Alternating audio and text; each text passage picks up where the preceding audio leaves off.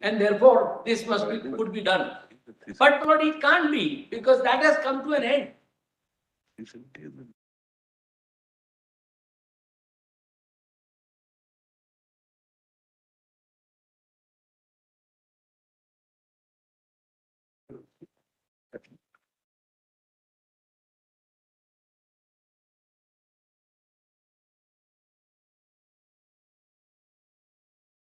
Lord, speaking for Federal Court, Chief Justice Kanya said this, Lord, in 1949 FCR.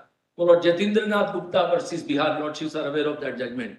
As a general rule, and unless it contains some special provision to the contrary, after a temporary statute has expired, no proceedings can be taken upon it as it ceases to have any further effect. 373 is that. 1949 FCR 595. It's at volume 30, plot page 18.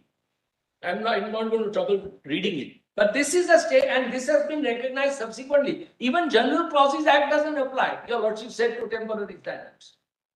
And Article 367 expressly begins with a non-obstant clause, subject to the contrary.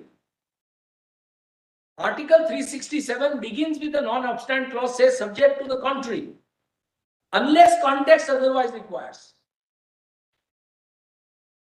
Now, Lord, 370, therefore, context is completely different. Does apply. Section 21 will apply, the court has said. I am looking to the statute and making submission on, because the federal court judgment was not granted. I'm sure you will get opportunity. No, this judgment says that the General Clauses Act will apply. Actually. Yes, I have seen that one. I have seen that. I have marked that portion also. But Lord, my respectful submission is that here, because of the context of 373, I respectfully submit that in respect of sub-article 3, there is no question that it should apply.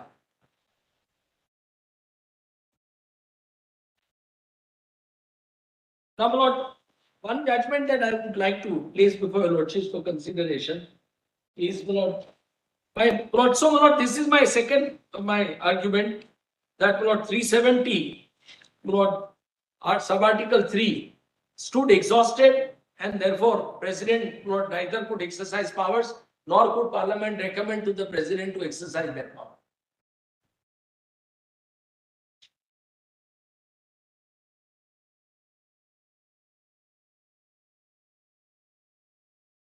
Now, Lord, just to look at the counter affidavit which has been filed on behalf of Union of India.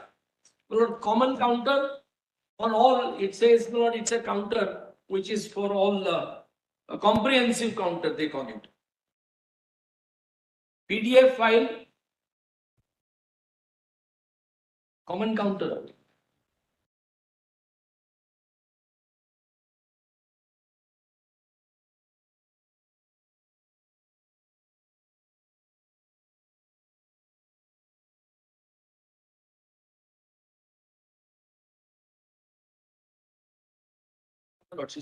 This will be in the paper book, right? Yes.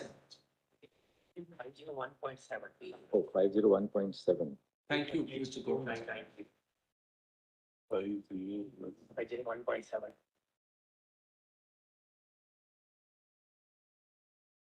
Suryakant has. Mr. Courtmaster, kindly. Page PDF? 2990. 2990.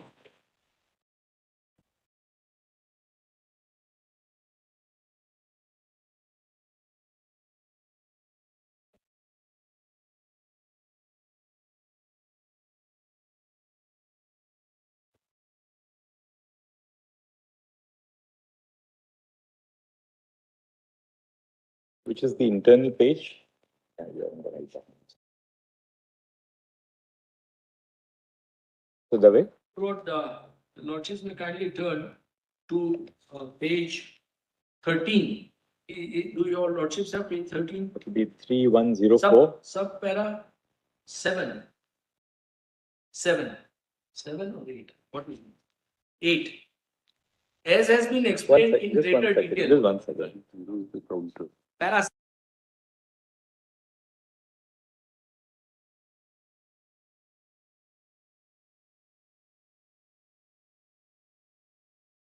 policy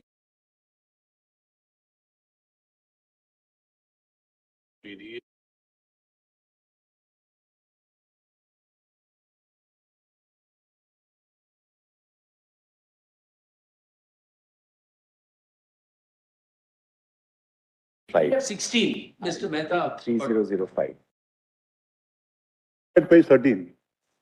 Para 7. A page of 3005. PDF, Kindly turn to para 7. PDF 3005. As has been explained in greater detail in later paragraphs of this affidavit, it was observed over years. Existing regime under Article 370 and exemptions modifications carried out to the provisions of Constitution of India by presidential orders issued under 371D were impeding rather than enabling, facilitating full integration of erstwhile state of Jammu and Kashmir with rest of the country, which was neither in national interest nor in interest of state of Jammu and Kashmir. How impeding? Somebody makes a statement from Home Ministry, giving no detail as to how it has impeded.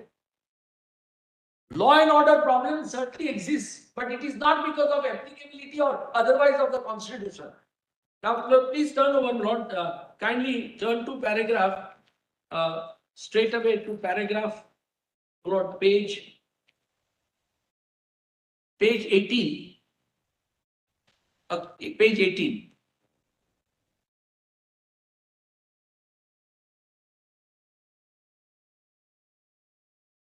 Part of para 8, no? Roman 5. Lordship said that?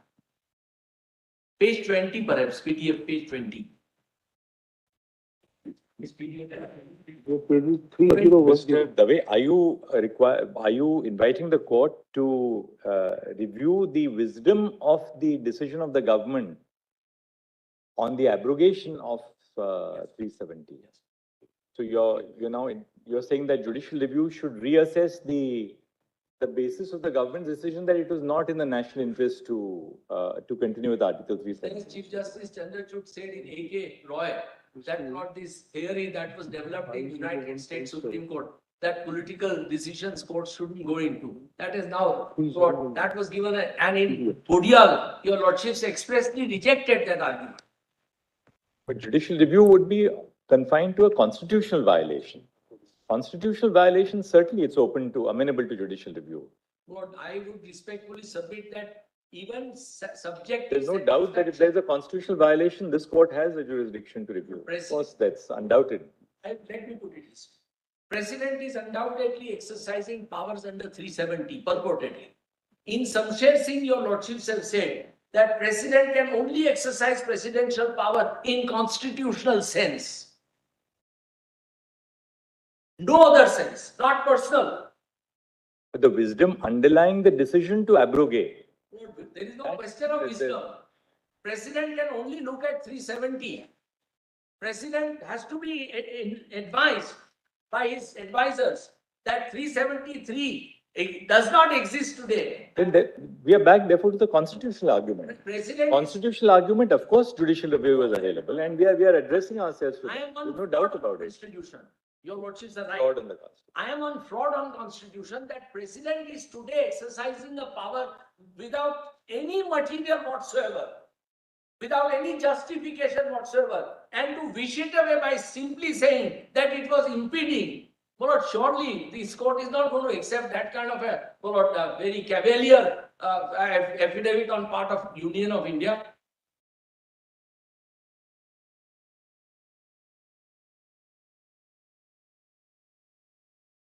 Yes. Say. 370 would.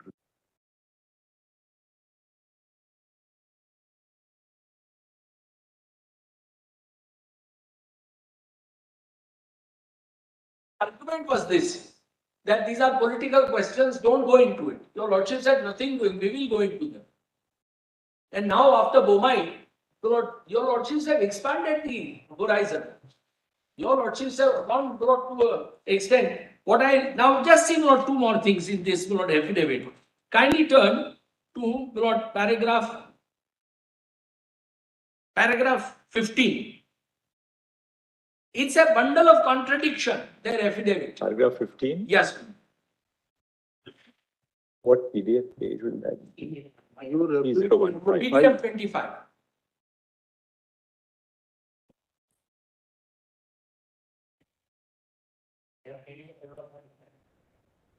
Oh, thank you, Mr. Kopat.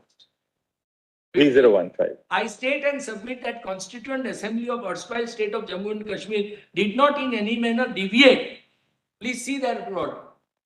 Did not in any manner deviate from provisions of Constitution of India, which would be applicable to erstwhile state of Jammu and Kashmir. Constitution of J&K adopted by this Constituent Assembly included Section 3, which unequivocally stated, State of Jammu and Kashmir is and shall be an integral part of Union of India. Additionally, Section 5 stated, executive and legislative power of state extends to all matters, except those with respect to which Parliament has power to make laws for state under provisions of the Constitution of India. There can be no doubt By the way, do we really need to labor on the counter? We have to interpret the constitutional provision as it stands. How is this relevant? Your lordships are right. I am submitting that there are no reasons available in presidential exercise, nor are they given in counter. It's bereft of many reasons, the whole entire That's exercise. it. That's my respectful submission. Yes.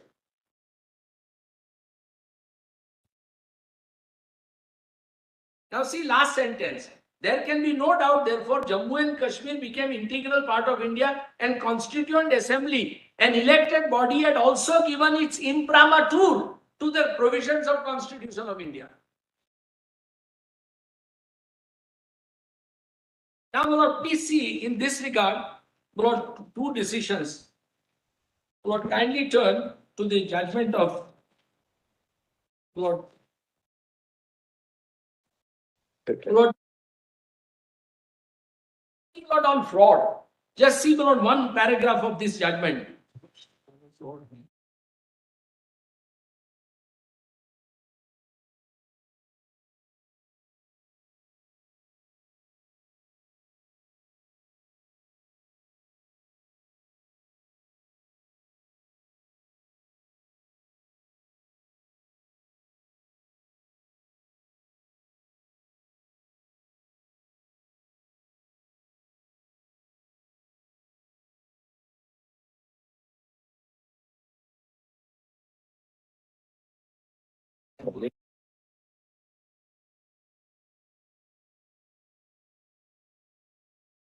Now, what are you referring? Lord, this is the Constitution bench judgment in Mudaliar on Lord, fraud on the Constitution. Just see Lord this interpretation, and then I'll take to the next. Where will we get it, Mr. Dave? Volume 28, case law volume 28, page 8, and relevant part at 15. 8 at 15. Volume? 28. Case law compilation. This leads. Oh, PDF page 19, I'm sorry. Page 9. This leads us to the consideration. Mudaliar is at internal page 7, right? 16. At, just see at page 19. Open PDF, then there is 8 at what para? para Para 16. 16. This leads us to the consideration of the question of scope of doctrine of fraud on power. In Gajpati Narayan, Mukherjee, Justice Mukherjee, as he then was, explained the doctrine. It may be made clear that outset doctrine of colorable legislation does not involve any question of bona fides or mala fides.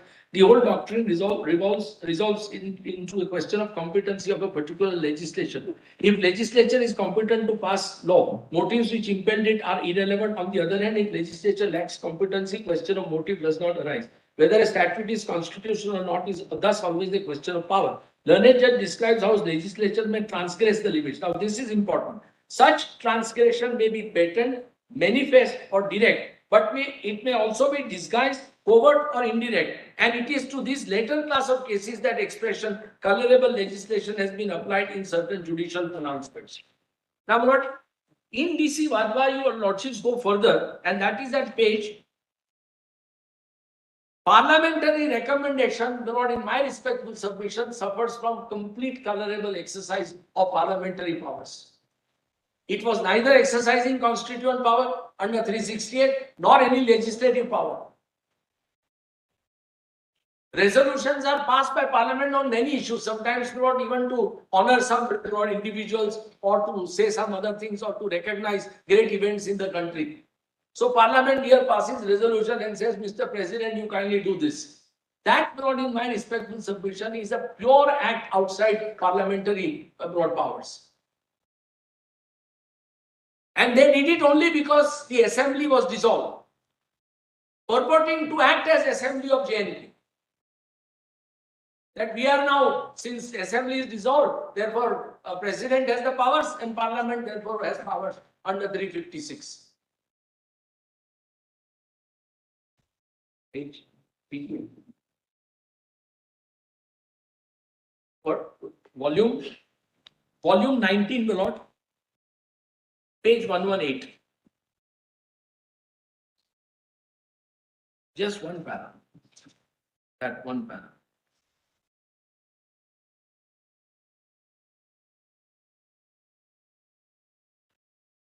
Lord, para 7, PDF page 131. Which judgment is this? Lord, this is DC Vadwa. 1 second. Page, PDF page? Of volume 19, 118 at 131. No, that's some other judgment. The That state of is- Tamil Nadu. That's state of Tamil Nadu versus Padmavati Ammal. Volume 19, 19. PDF 131, I think 131, One. volume 19. You are referring to DC Vadwa? Yes, man. Yes, difference. So we have some other judgment. No, Padmavati Ammal. Yes, Padmavati. Volume 19. Page, what is the PDF page number? Oh, yes, it's 118 actually. It's immediately after that. It's 118. 9859. Page 118 at 131. 131, para 7. Where does it begin? State of Tamil Nadu to हाँ नहीं उसके बाद में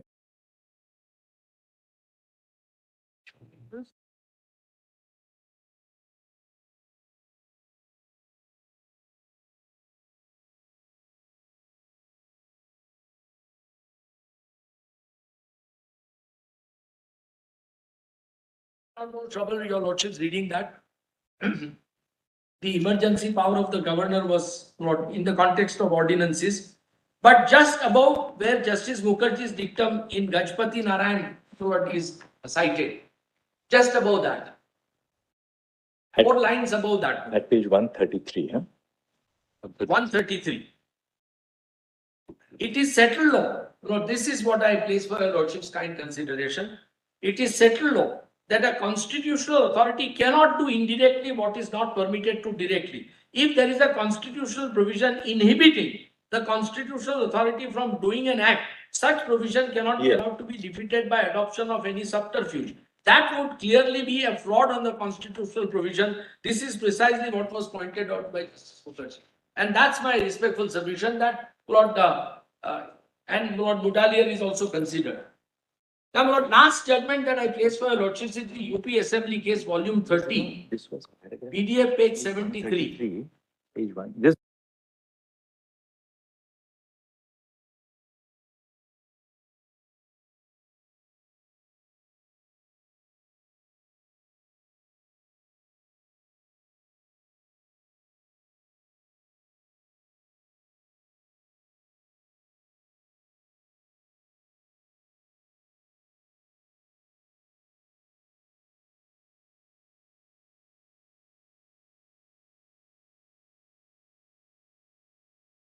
Volume 30, PDF 73 at 92.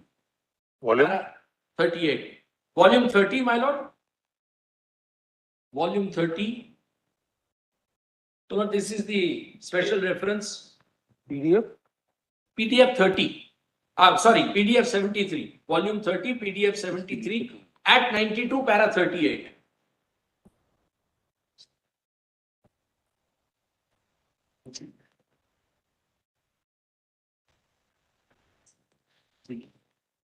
What's the name of the case? Yeah. That is that any powers, privileges and immunities of state, UP case.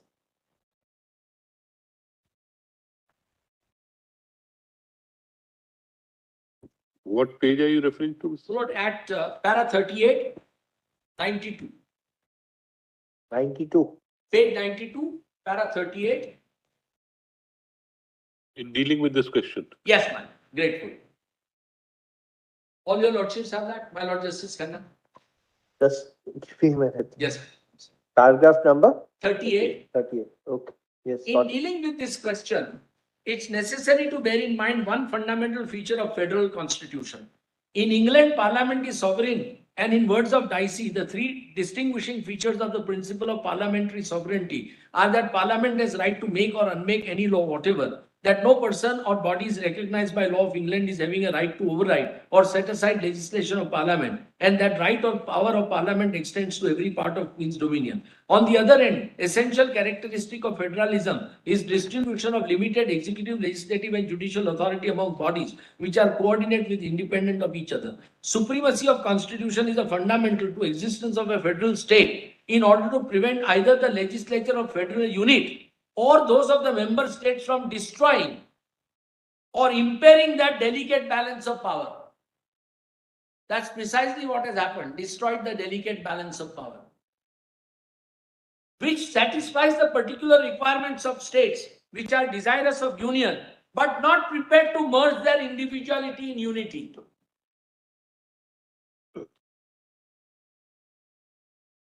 Lord, you can't rewrite history. And a constitutional history can certainly be never rewritten. That's why it's durability. This supremacy of constitution is protected by the authority of an independent judicial body. Your lordships, independent judicial body to act as interpreter of a scheme of distribution of powers, nor is any change possible in the constitution by the ordinary process of federal or state legislation. Ordinary process, 370, President issues, Parliament pass resolution. Yes, Mr. Dev. Thus, the dominant characteristic of British Constitution cannot be claimed by a federal constitution like ours. Then what next paragraph? Our legislature have undoubtedly plenary powers, but these powers are controlled by basic concepts of the written constitution itself and can be exercised within legislative fields allotted to their jurisdiction by 3 lists under the 7th schedule. But beyond the list, legislature cannot travel. They can no doubt exercise their plenary legislative authority and discharge their legislative functions by virtue of powers conferred on them by relevant provisions of the Constitution. But the basis of power is Constitution itself.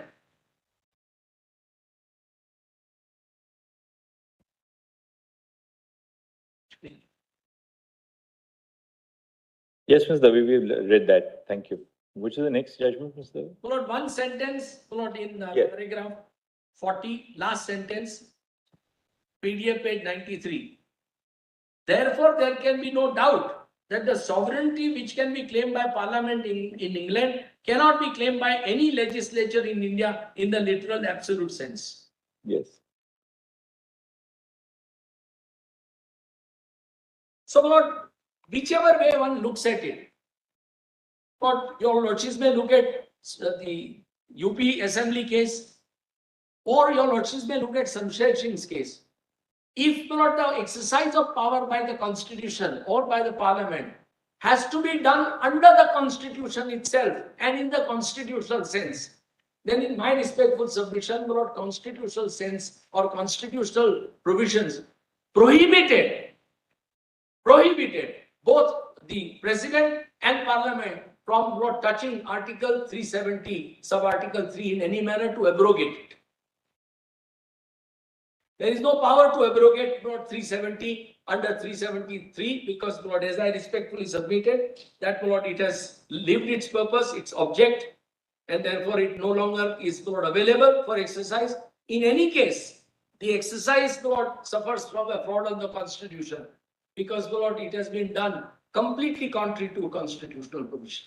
And Lord, the principle of federalism, principle of democracy, which Lord Bobai has so beautifully Lord ascribed. Because ultimately, that's why Lord constitutional framers were very conscious Let the people of Jammu and Kashmir decide how they want their relationship. They decided for all times to come. It was not a temporary exercise by Constituent Assembly. That's why I said, it would be travesty of justice that Constituent or Legislative Assembly of Jammu and Kashmir were now to be given authority to say that no, the Constitution of India will not apply to us. That power also for them stands exhausted. So, those are my respectful submissions. Therefore, I respectfully submit. There is one aspect which, yes, I must tell you. In my written submissions, I have quoted from the 2019 manifesto of the Bharatiya Janata Party. In that, they expressly said that we will work towards abrogating Article 370. But in my respectful submission, this court has already said, in 2013 judgment, that these manifestos can't be contrary to constitutional scheme. One, and directed EC to issue guidelines. 2015 EC issued guidelines and told all political parties that your manifestos must be within the constitutional scheme and spirit. Now, today, because you have majority in parliament, you have done not for any purpose. So, his argument of impeding, etc., is not relevant at all. It doesn't exist. The only reason you have done it because you told people of India to vote for you because I will go and abrogate Article 370. That shows that the power has been exercised for colorable considerations. The actual exercise is fraught with clearly, I would say, irrelevant considerations which cannot apply to constitutional exercise. The president is not a rubber stamp. He had to see this. Yes, you have the majority in parliament, but majority doesn't speak. It's not a constituent power. You didn't want to go, therefore, to the majority of both houses of parliament. You didn't want to do that. You didn't want to go to legislature because you are now taking away out of 5 Lok Sabha members and 4 Rajya Sabha members. Once you divide territory, those members, that representation is gone. If the representation is gone by virtue of Article 368(1), you are supposed to go to many state legislatures and take their approval because they are also concerned. 368 is very beautifully worded. There are so many safeguards in it. So, those are my respectful submissions. Thanks, Mr. Dave. Deeply obliged Thank you, to Mr. Dave. for Who will argue now, Mr. Thank you, It's been Mr. a, Mr. Dwivedi will argue now. it's been a privilege, grateful. Oh, Mr. Nafri will argue.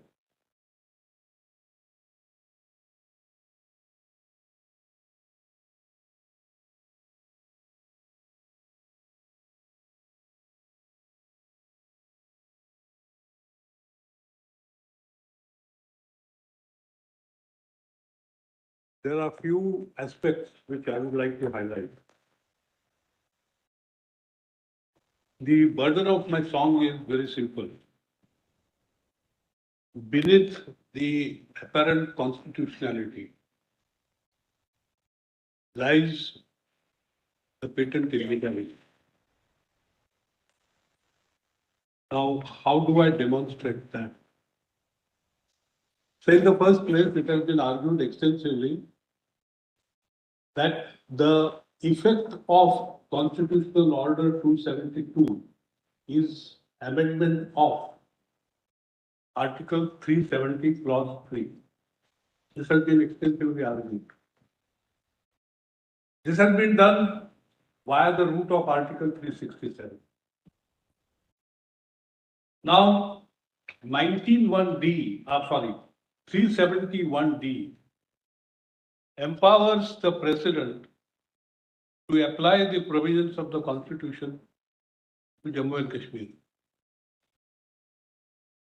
Now, with such exceptions and modifications, these are the words used.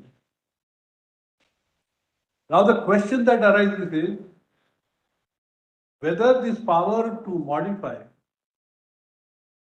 whether there are any implied limitations on this power. This is the first, my submission. Now, take for example, while applying the Indian Constitution to Jammu and Kashmir, The modification says Article 21 will not apply, Article 14 will not apply. Will it or will it not trouble your conscience? So therefore, my first submission is that there are implied limitations on this power to modify. And what are those limitations? We'll examine. So what have they done? Instead of Constituent Assembly, it is replaced by Legislative Assembly. Whether this is permissible, whether it falls within the ambit of the term modification, or it goes far beyond that. So if your lordships look at the Constitutional Order 272, it adds the word in the Constitution of India as it originally stands. There is no such definition. So it's an addition. I am prepared to assume for the time being that modification can take in its within its compass even addition. But the question is that you are replacing a fundamental concept, the core concept of Constituent Assembly by another legal concept known as Legislative Assembly. The fundamental difference between these two concepts is well known. Now, therefore, your lordship will see that a Legislative Assembly is a product, is a creature of Constituent Assembly. Now, therefore, in my respectful submission, this exercise is not permissible. Now, take another example, which is to be found in the judgment of Justice Khanna in Keshwananda Bharati case. I will invite your lordship's attention. His lordship had raised the question that suppose the parliament in exercise of its constituent power says that the existing parliament will continue for 50 years. Will it or will it not be a mockery? Kindly see that paragraph in the judgment of Justice Khanna. Your lordship will get it in PDF page.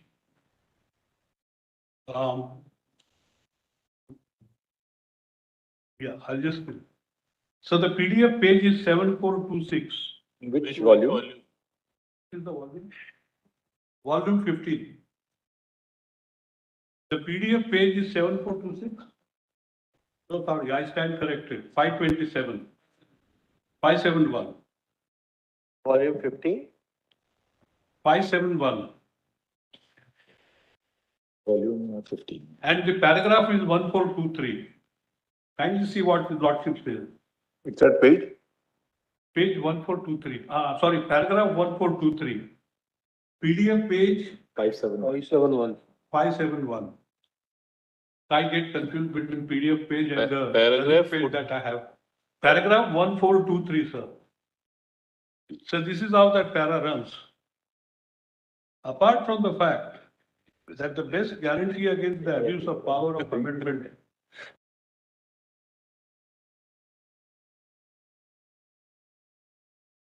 of part 3 of the Constitution. There is another aspect of the matter. Even if part 3 may be left intact, a mockery of the entire parliamentary system can be made by amending Articles 85 and 172, which are not in part 3, and according to which the life of the Lok Sabha and the Vidhan Sabha of the states, unless sooner dissolved, would be 5 years, and by providing that the life of existing Lok Sabha and Vidhan Sabha shall be 50 years. This would be a flagrant abuse of the power of amendment, and I refuse to believe, etc. Now, this is precisely the situation. The second judgment on which, of course, this is the only observation made in the judgment. I am not saying that this constitutes the ratio, but it is something which your lordship will bear in mind. Now kindly see the second judgment on which I place reliance. That is Indri Delilaw's case.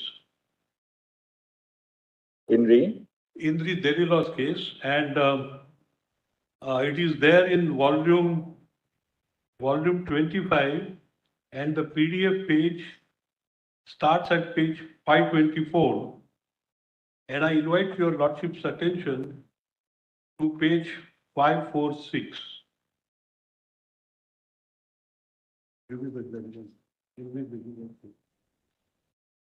So on that page,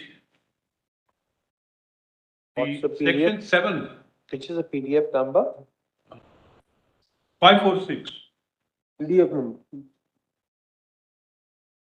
So on that page, your lordship will find section 7 has been quoted.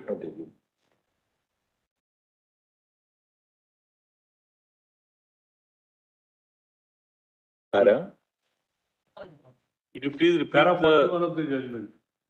Page 546 554 I have, 546 now. and para 41, my lord, Which is the volume, sorry. volume 25. 25. Volume 25. So kindly see where their lordships have quoted the section in para 41. The provincial government may, by notification in the official gazette, extend with such restrictions and modifications 41, I will as now it read thinks the fit to the province of Delhi section 7. or any part thereof, any enactment which is in force in any part of the British India at the date of such notification. Now we are concerned with the word modification. Now this has been construed by, this is a 7-bench judgment, and if your lordships come to first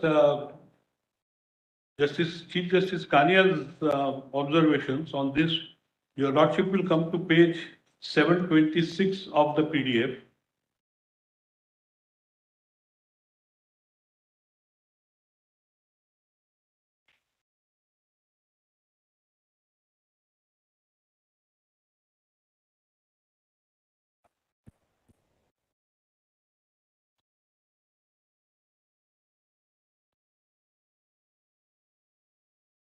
So para 354, the power to modify an act in its extension by the order of the subordinate authority has also come in considerable discussion. Originally, when the power was conferred on the subordinate authority to apply existing legislation to specified area, it was given only to apply the whole or a portion thereof. That power was further expanded by giving a power to restrict its application also. In the next stage, however, was given to modify so as to adapt the same to the local conditions. It is obvious that till this stage, the clear intention was that the delegate on whom the power was conferred was only left with the discretion to apply what was considered suitable as a whole or in part and to make adaptations which became necessary because of the local conditions. Nothing more. Only in the recent years, in some acts, power of modification is given without any words or limitations on that power. The learned Attorney General contended that the word modify, according to the Oxford Dictionary, means to limit, restrain, to assuage, to make less severe, rigorous, or decisive, to tone down. It is also given the meaning to make partial changes, to alter without radical transformation. So this is important. He therefore contended that if the donee of the power exceeded the limits of the power of modification beyond the sense that it could be exceeding the limits of the power, and to that extent, the exercise of the power may be declared invalid. He claimed that no longer a power under the term modification. On the other hand, so and so words expresses the word modify has been defined as meaning vary, extend, enlarge, limit, or restrict. It has been held that the modification implies an alteration. It may narrow or enlarge the provisions of the former act.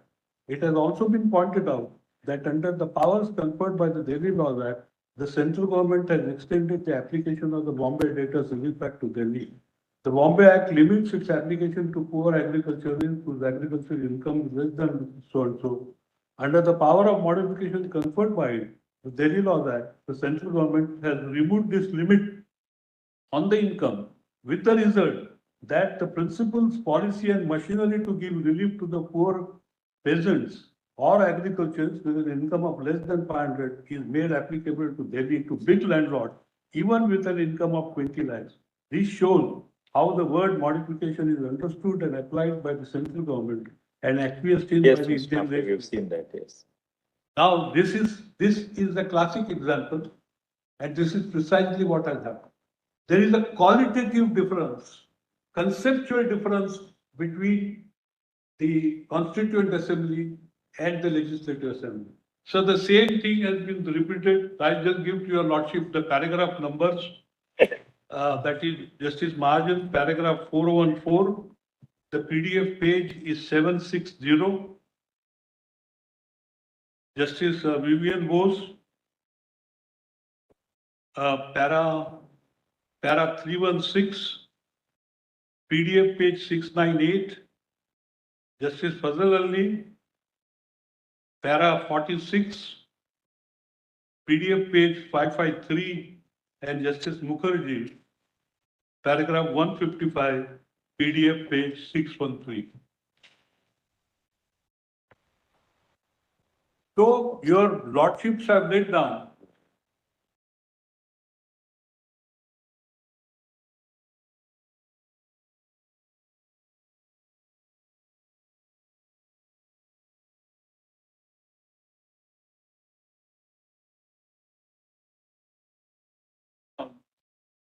that there are implied limitations on the power to modify. And the one classic example I gave was, suppose they say no Article 21 in Jammu Kashmir. Whether such modification can be sustained. Now this judgment was cited in Puranlal Lakhanpal. And I want to show to your lordship what the judgment says. So kindly come to the judgment in Puranlal's case. Your lordship will find it in volume 1, PDF page 2426.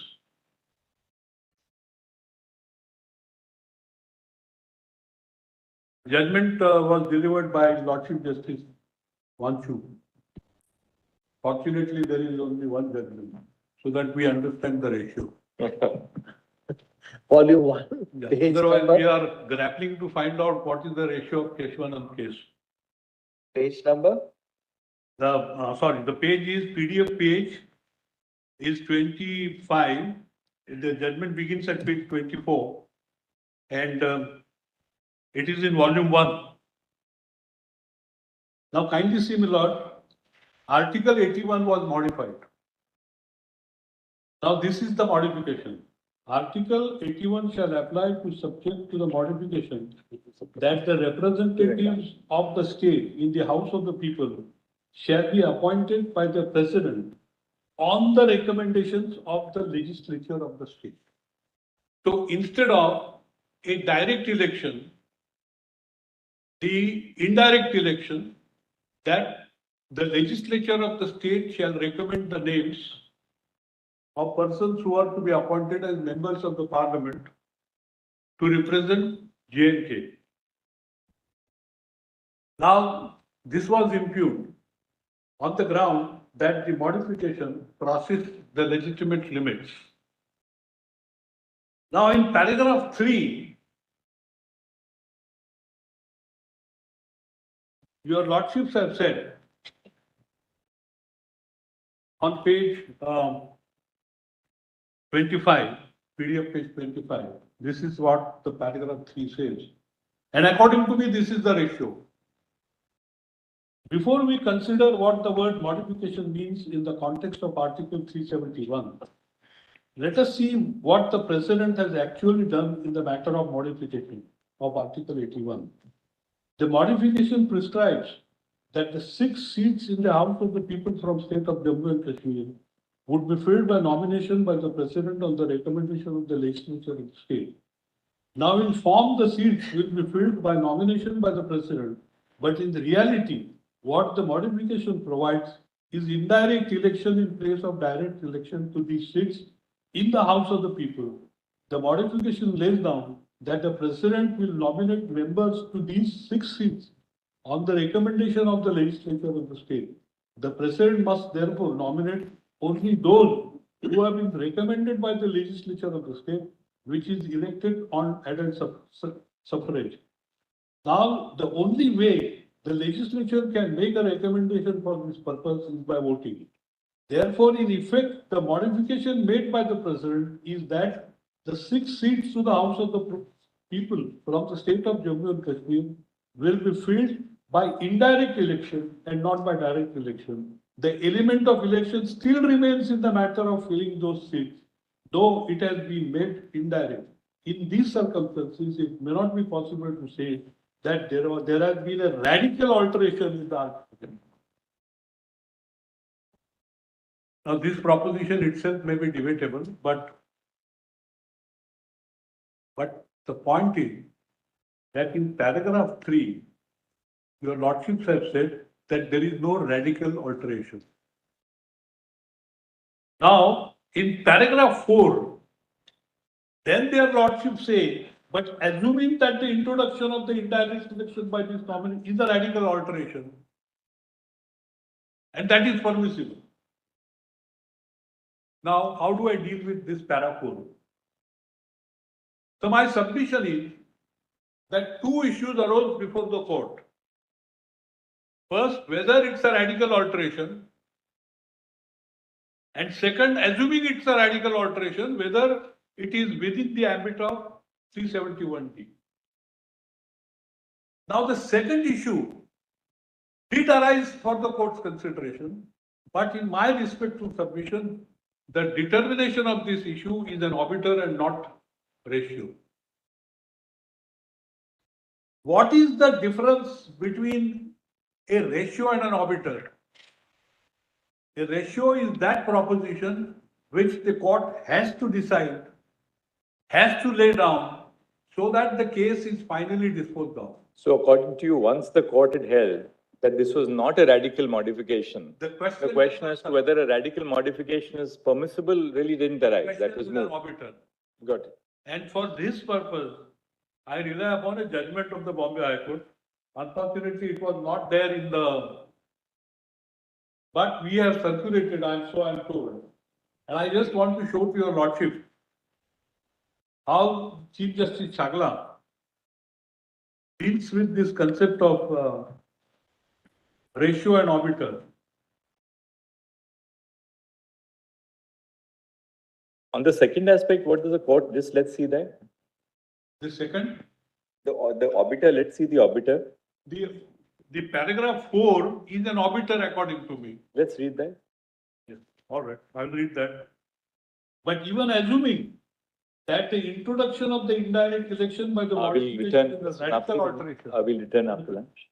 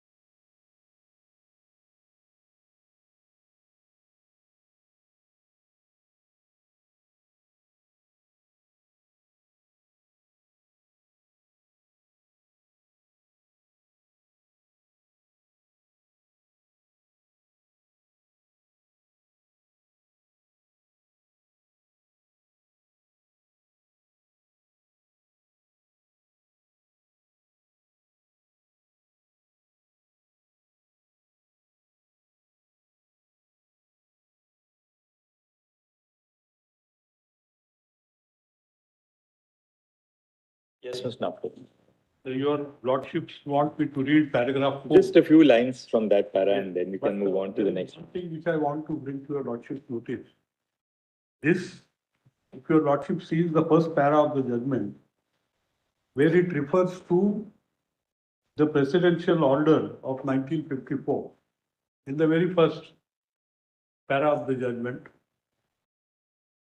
Now, the Article 81 was amended, was modified with the concurrence of the state government.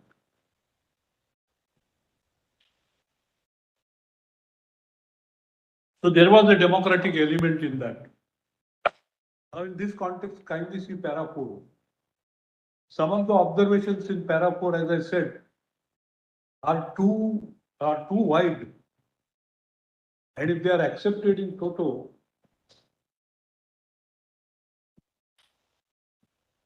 the entire constitution of India can never be applied to Jammu and Kashmir. If taken to its logical conclusion.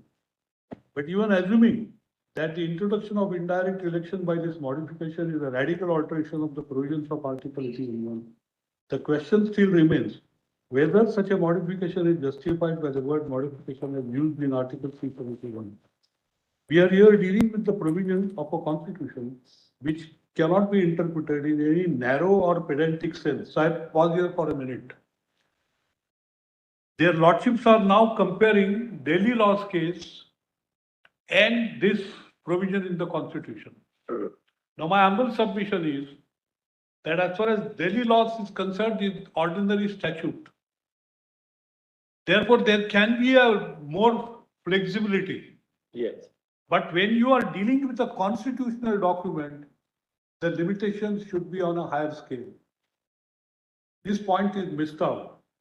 Kindly see further. The question that came for consideration in the Delhi law's case was with respect to the power delegation. Yes, It was Ms. Nafte, I about- think we've got your point that, you have to have some implied limitations and therefore these observations in para 4 are of a very broad amplitude. Your lordship sees the para 4. We'll have to hear the other side. You made your point. We'll hear the other side on this. Completely wipe out. All right. What is the next Now, point, Mr. Nafte? So my next point is, which I will indicate at the end, because I have to deal with Article 3 and 4 as briefly as possible. But my next point is what happens to the Constitution of Jammu Kashmir.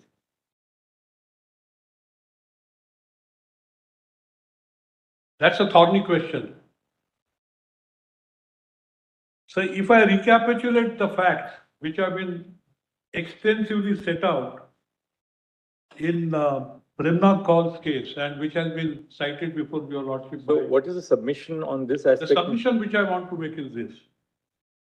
So it traces out, the judgment traces out how the sovereignty came to be vested in the Yuvraj. Right from 1925 to 1951 or 49. And thereafter, two important developments. Yuvraj accepts the Constitution of India. But that is in the light of Clause 8 of the Treaty of Accession. Clause 8 recognizes that barring a few items, the sovereignty of the Maharaja remains. Now this sovereignty, which is recognized by the accession treaty, where and when does it evaporate? That's the question.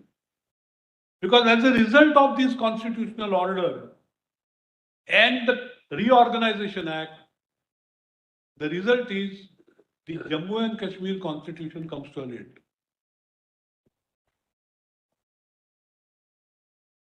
Now let me elaborate this point, sir. But that's postulated.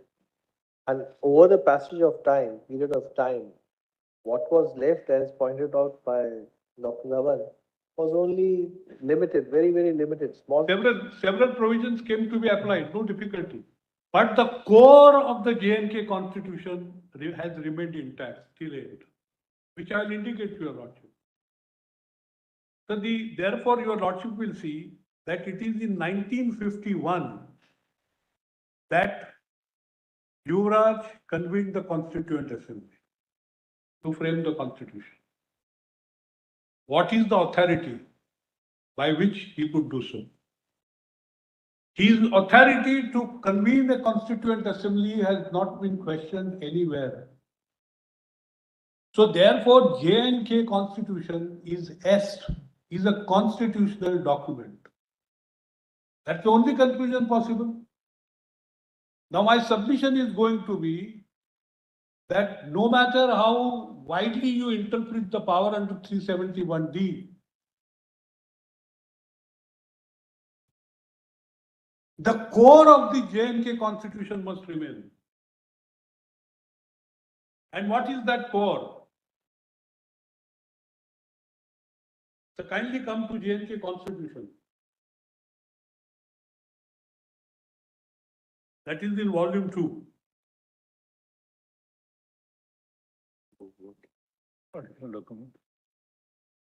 So in the first place, the state. So can you itemize the core? I mean, can you just sort of summarize what would be the core? The core I am indicating, that is part 5 and part 6 of the J&K constitution. That is the executive. That is part 5 is executive and part 6 is the legislature. Additional document volume 2. Additional document.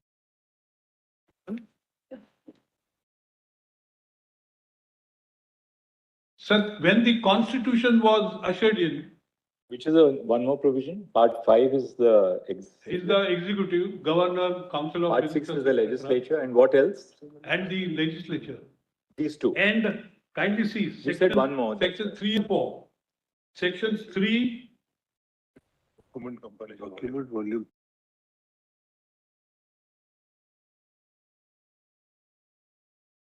and 5.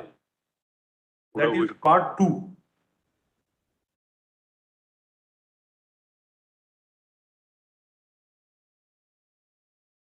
Yes.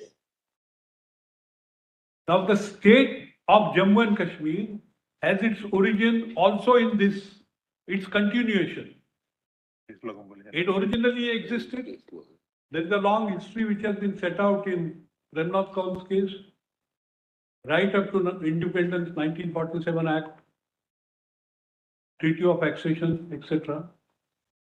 Now kindly see the territory, section 4. Constitution. पूरा वही document है. The territory, the PDF page is 18.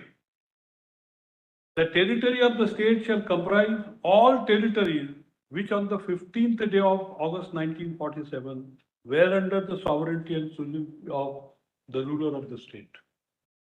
Now this is the territorial integrity of the state. Now there is no provision in the Constitution of India by which the J&K Constitution can be abrogated. There is no express provision. The only question is whether through the route of 371D this can be achieved.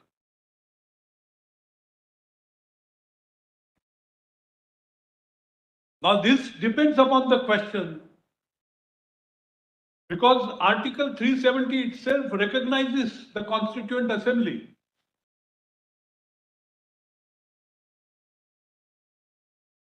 And the concept of Constituent Assembly is that it's a sovereign body.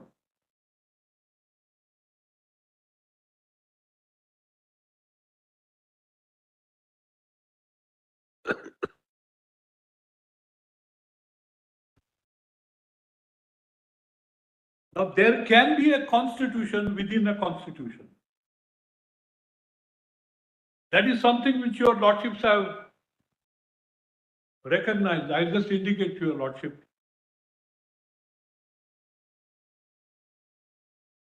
That your lordship will find in the judgment of Keshavananda Bharati.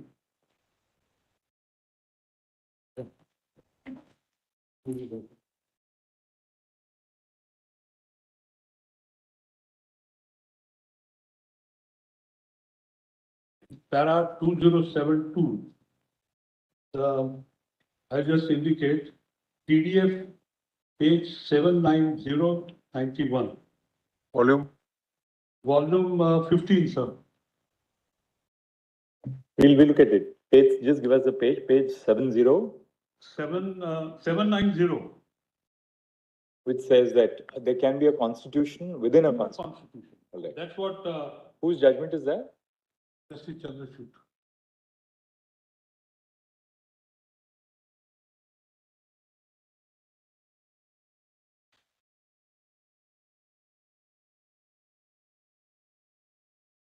Now, therefore, your lordship see the existence of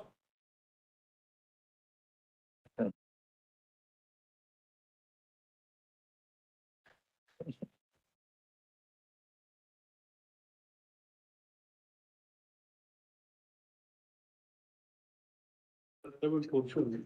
it should like that.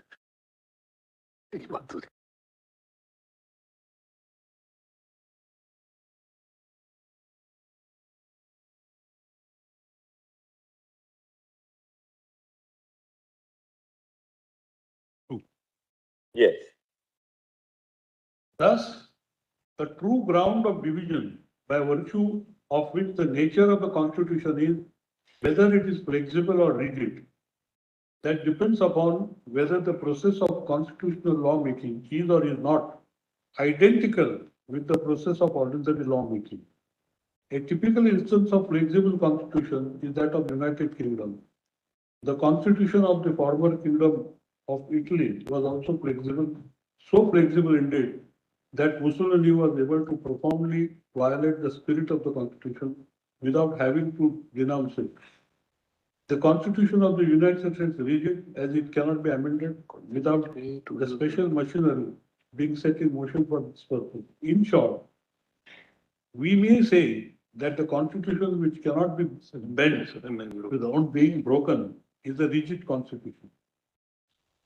The Indian constitution, considered as a whole, is a controlled or a rigid constitution because broadly, none of the articles of the constitution can be amended otherwise than by special procedure prescribed by Article 368. Certain provisions, therefore, like Article 4, read with Articles 2 and 3, Article 169, Para 7 of the 5th Schedule, and Para 21 of the 6th Schedule confer power to amend the provisions of the Constitution by ordinary lawmaking process. But these amendments are expressly accepted by the respective provisions from the purview of Article 368. Schedules 5 and 6 of the Constitution are in fact constitution within a constitution. So therefore, the existence of J&K Constitution is recognized by the Constitution of India. How do I show that? Kindly turn to Article 370. That you need not labor because according to you, the It refers to. Constituent Assembly itself. Now the question therefore is that if the Jammu and Kashmir Constituent Assembly was convened by a sovereign authority, that sovereignty merges into the sovereignty of the Constituent Assembly and it ultimately gets transferred to the Constitution of Jammu and Kashmir. Now, therefore, you have two sets of documents. Article 371D, if it is deployed in such a manner that it results in the complete abrogation of J&K Constitution, is something which is, in my respectful submission, not contemplated. All right. What is the next point, Mr. Nafade? So my next point is, now, originally there were two routes. One was 373 itself. After 1957, that route is closed. Yes. Then we take recourse to Article 368. So in Para 7 of the judgment in Sampat Prakash,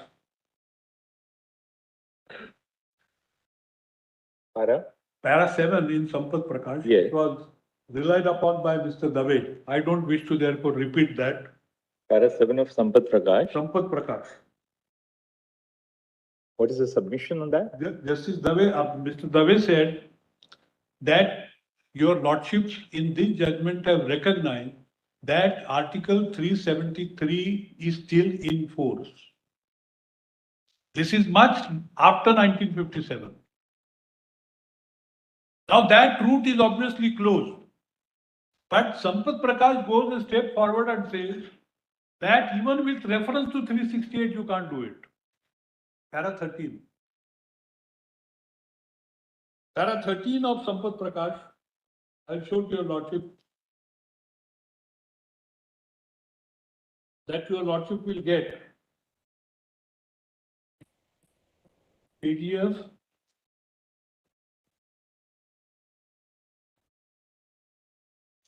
volume 1, PDF 33. Now this, in my respectful submission, is no longer good law.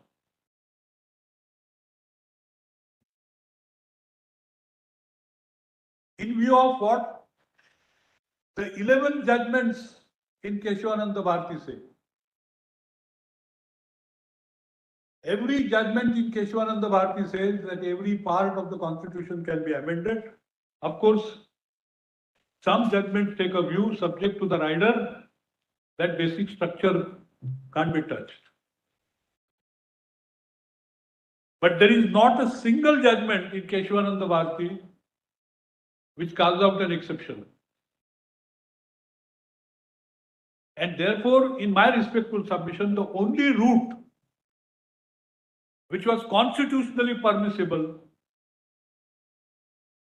is through 68. That's what Mr. Dave also argued. Yes, that's what. So therefore, to that extent, para 13 of Sampath Prakash is not a good law. But para 7 remains.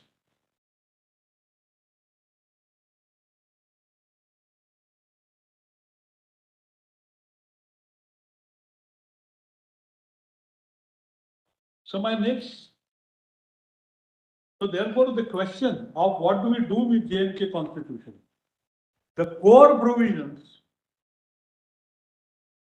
as I said, part 5 and part 6. The executive and the legislature of J&K are created by J&K Constitution. Now, by reference to Articles 3 and 4, by taking recourse to Article 3 and 4, these constitutional provisions contained in J&K cannot be done away with.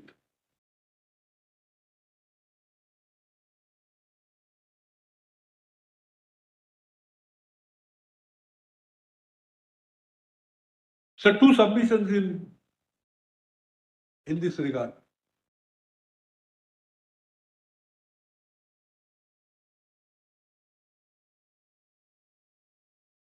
The framers of the Constitution were aware of the fact that the Constituent Assembly for J&K is in the offing. Clearly reflected in Article 370. Now, therefore, the question is that does it not contemplate when it says that provisions, this Article 370 special status, provisions of the Indian Constitution can't be applied unless you follow a certain procedure, does it not contemplate clearly that the Constitution of India, as framed by the Constituent Assembly, recognizes the existence of J&K Constitution? And therefore, doing away with that can only be through a constitutional process.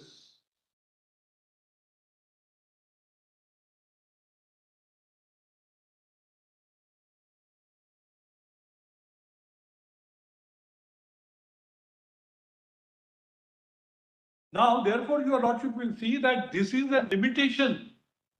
The existence of J&K constitution is a limitation both on the power of the president under Article 371D, also the parliament's power under Articles 3 and 4.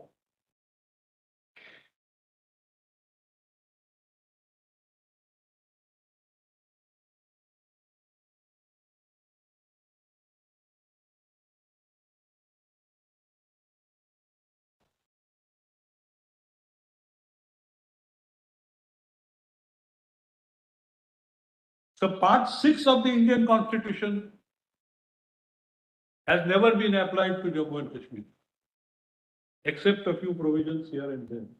But the core, the executive and the legislature, those provisions contained in the Indian constitution have never been applied to J&K.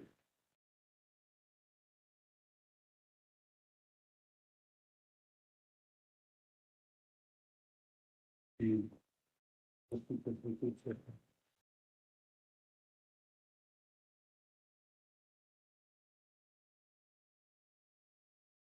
the judgment in NCT of Delhi versus Union of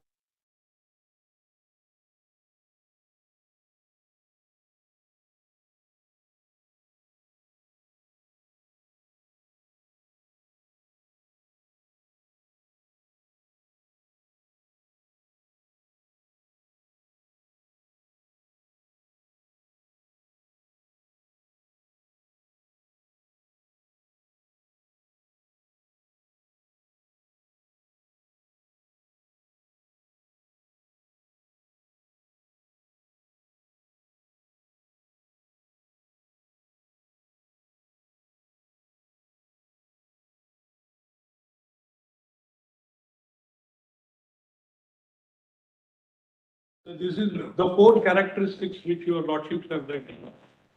In paragraphs 292, 290, 291, 292, 296, 298 and 305. So kindly see what your lordships have said. The framers of the constitution were aware of the challenges which the new instituted democracy could face. In his address to the Constituent Assembly, but kindly come, my lord, to the straightaway to 305. This is the discussion which I don't wish to trouble you. PDF page 160.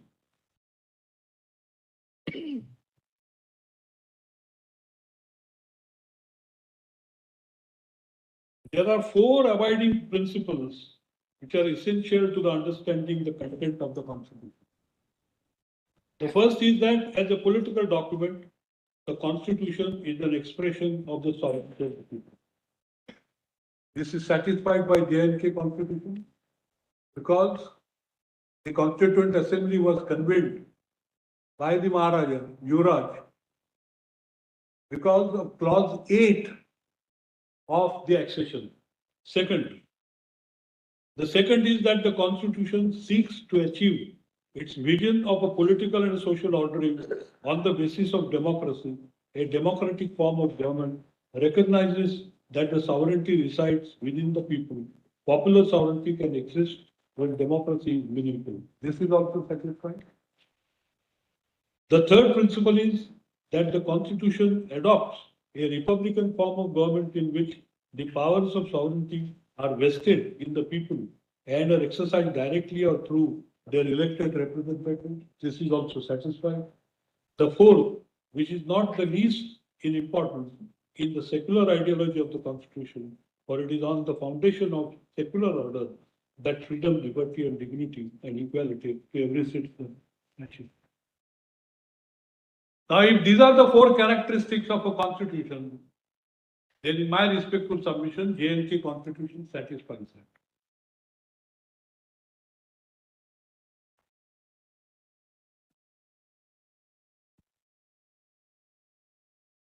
that. Now, when we talk of sovereignty, it does not necessarily contemplate external sovereignty. I accept that the concept of sovereignty vis-a-vis J&K is not external sovereignty. Because defense, foreign affairs, etc., the subjects were already accepted in the accession treaty. I'm not therefore suggesting for a moment that this sovereignty is absolute in the sense in which that concept is understood in international law. I wonder whether, given the current scenario under the international law, is there anything called absolute sovereignty? Because there are so many conventions by which the state bind themselves, and your lordships have recognized that your lordships courts can enforce the international conventions, though India may not have ratified them. So therefore, the absolute sovereignty concept, which was some 200 years ago, is no longer exists even in international. But the fact remains that that concept of sovereignty has some content.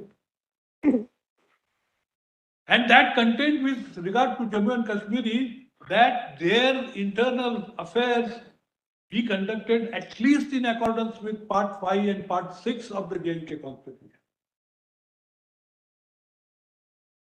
A 371D can make only marginal inroads. Anything beyond that, which results in the constitution of J&K evaporating, it can never have been contemplated.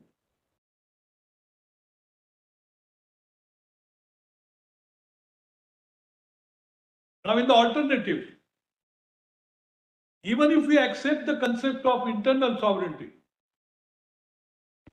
with respect to other states, keep aside Jammu Kashmir, because people get obsessed with the concept of special status. Forget the special status also for the time being. But your lordships in Bomai have quoted with approval a passage from Sirwai's book, which talks of internal sovereignty. Your lordship may have a look at that para. That is para 97.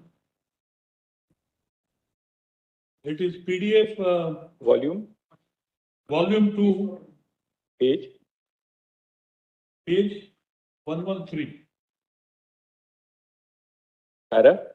Para 97, sir. Where Sirwa has been extensively quoted.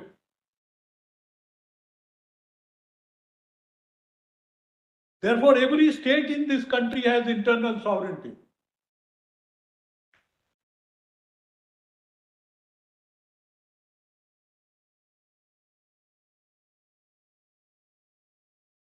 Para? Para 97. PDF page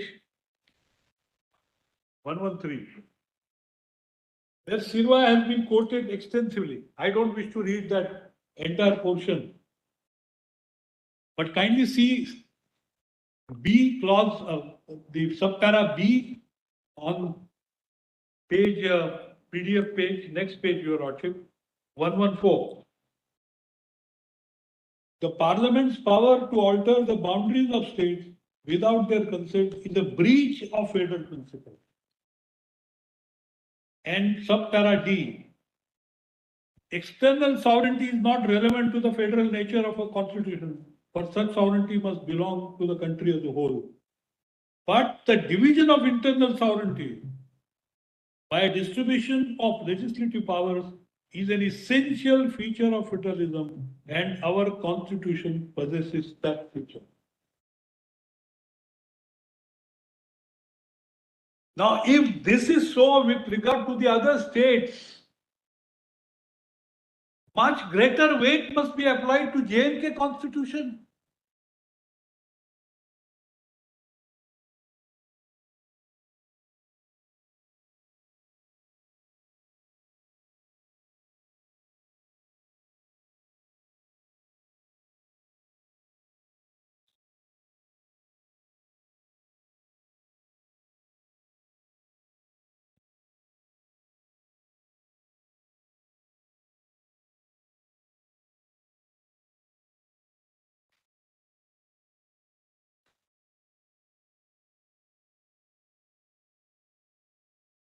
Yes, Mr. So in Santosh Gupta's case, 2017 2 session, which your lordship will find in volume 1, PDF page 136.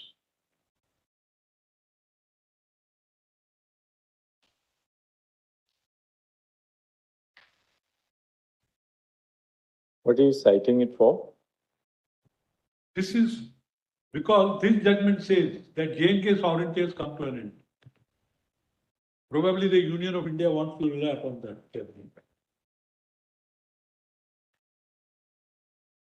That is how it has come in the.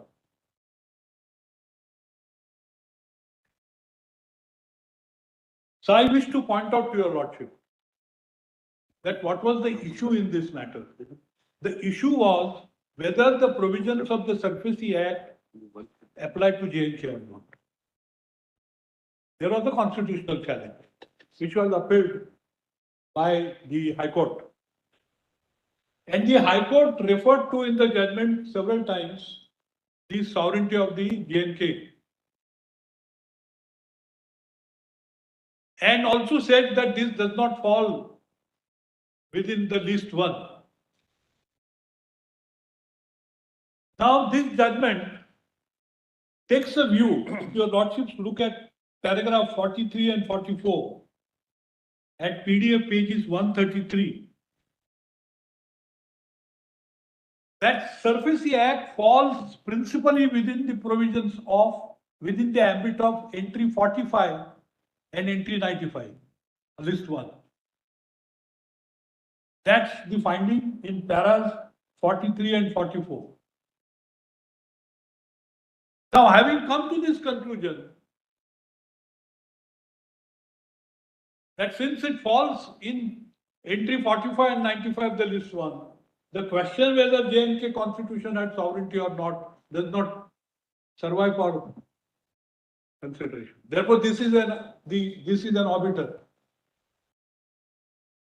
Applying the test which Chief Justice Chagla applied in that Bombay judgment, which incidentally I forgot to refer. It is there in volume 29. We look at it, yes. I just read out. So page 5 of that. This is what his lordship. But the question still remains as to what is an arbiter dictum given expression to by the Supreme Court, which is binding upon the courts in India. An arbiter dictum is an expression of opinion or point which is not necessary for the decision of a case. This very definition draws a clear distinction between a point which is necessary for the determination of a case and a point which is not necessary for the determination of the case. But in both cases, points must arise for the determination of the court. Two questions may arise before the court for determination. The court may determine both, although only one of them may be necessary for the ultimate decision of the case. The question which was not necessary for the determination of the case would be ratio decision. The opinion of the tribunal on the question which was not necessary to decide would be only an arbiter. But I don't think that this view can be found fault with. So therefore, in para 47 in Santosh Gupta's case, his lordship says that sovereignty has come to an end. In the first place, this is clearly contrary to in Premnath Kaul's case, which has been cited by Mr. Dhawan. I just want to show to your lordship only one observation from Premnath Kaul's case that your lordship will find.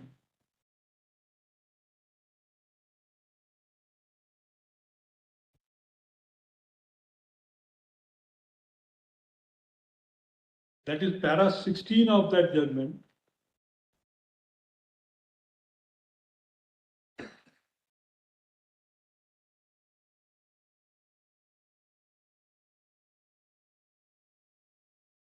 What is the PDF page? Well, second line from the top, we have no doubt that the Yuvraj was perfectly competent to issue the proclamation of 20th April 1951, under which the Constituent Assembly ultimately came to be elected and convened. If the Constituent Assembly was properly constituted and it decided not to pay any compensation to the landlords, it is difficult to understand how the validity of these decisions can effectively be challenged. Your Lordships have specifically recognized the power to convene a Constituent Assembly. That's an act of sovereignty.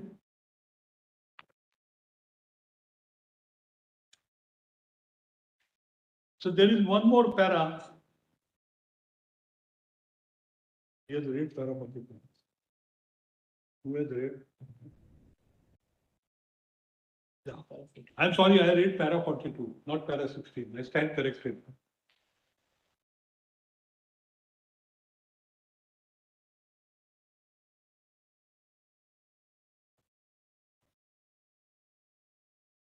So therefore, in my respectful submission, the observations in para 47 in Santosh Gupta's case to the effect that the sovereignty has come to an end is clearly contrary to Demnoth Kaul's case. In any case, it's an arbiter. In any case, there is not much of discussion in that judgment on this issue.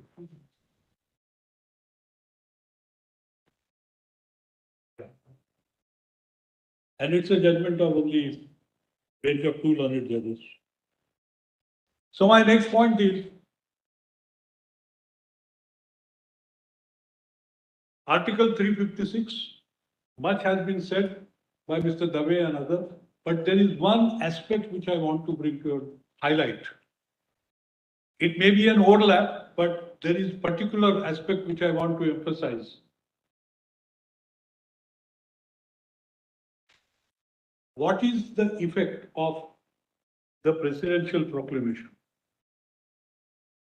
So kindly turn to Article 355. What is the purpose of 346 or 356?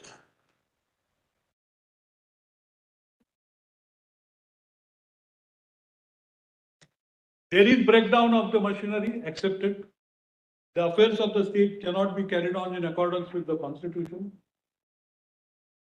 accepted. But does that justify doing something which is unconstitutional?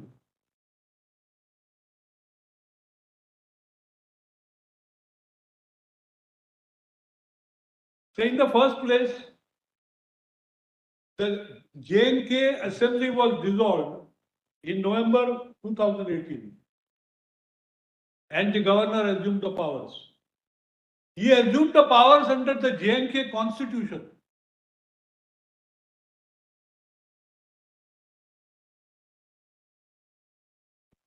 And not the 356 proclamation came in December 2018.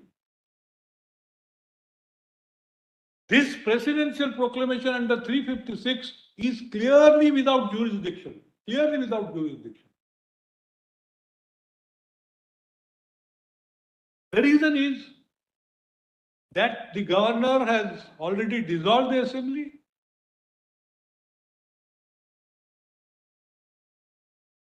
The governor has assumed all the powers of the state. Now, certainly the governor assuming the powers can't be a breakdown of the state machinery. It would be absurd to suggest that, and therefore President has to intervene under 356.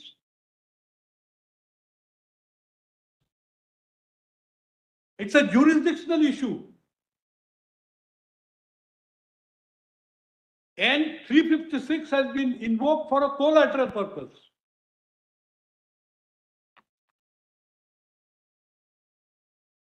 And that collateral purpose is apparent on the face of the record.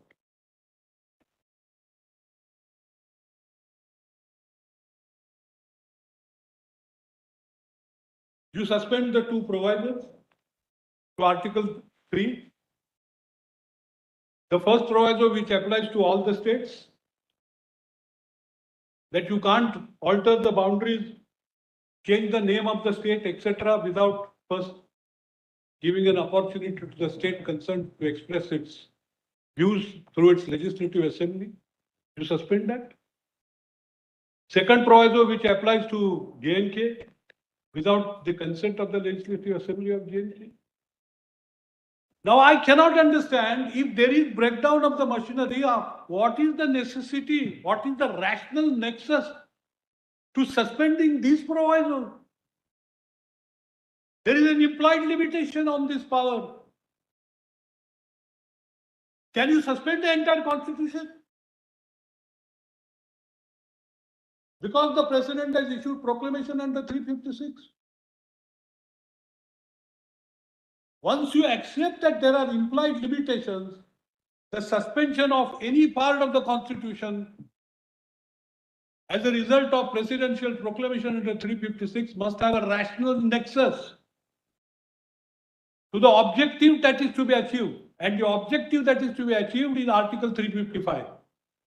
Kindly see Article 355. The duty of the center.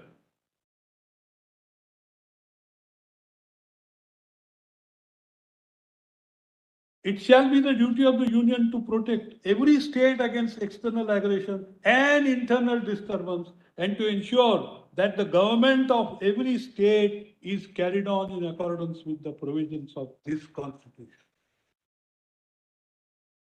Now read Article 355, 356, 357 conjointly.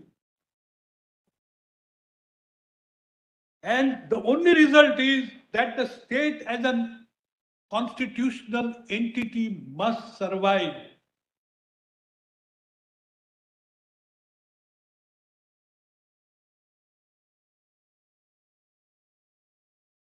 Now, what is the purpose of suspending the proviso? Ultimate design is abolishing the state of J&K. Contrary to the mandate of 355. Therefore, your lordship will see the J&K Reorganization Act is born, is conceived in an unconstitutionality. Patent. Now let me test even the wording. I have shown to your lordship the context, but kindly see what 357 says. Sorry, 356C. Make such incidental and consequential provisions as appear to the President necessary or desirable in giving effect to the objects of the proclamation. Now, suspension of those provisos, what is the nexus? In the entire affidavit of the Union, I don't find any light being thrown on this aspect of the matter. Then kindly see 357.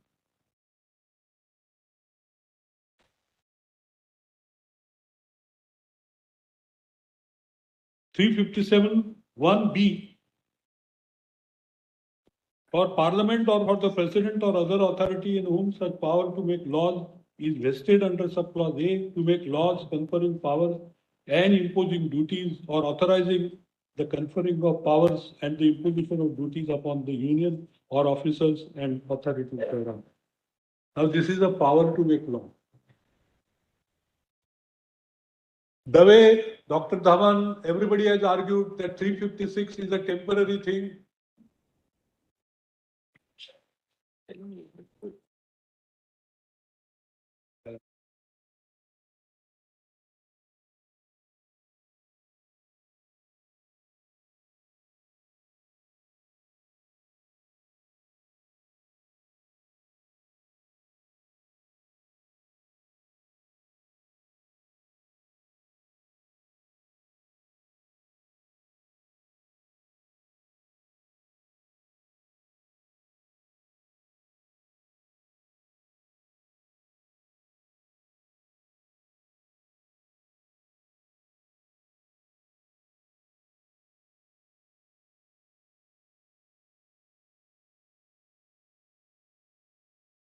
भाई को पूछो कि क्या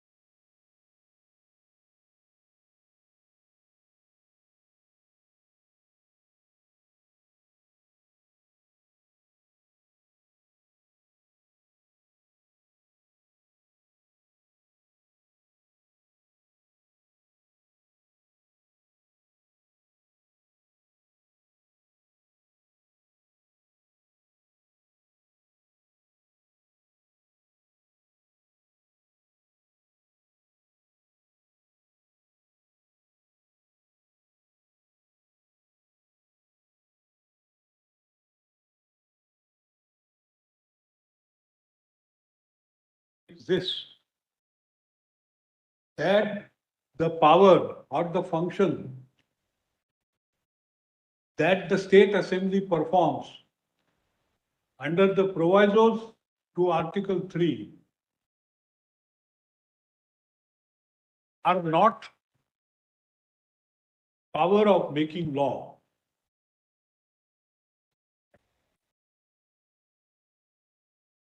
Article 357, 356, they refer to the state legislature's power to make law, which is taken over by the parliament or by president by issuance of ordinance. But this is not that power. The power under proviso is not law-making power at all. And this is recognized by judgment in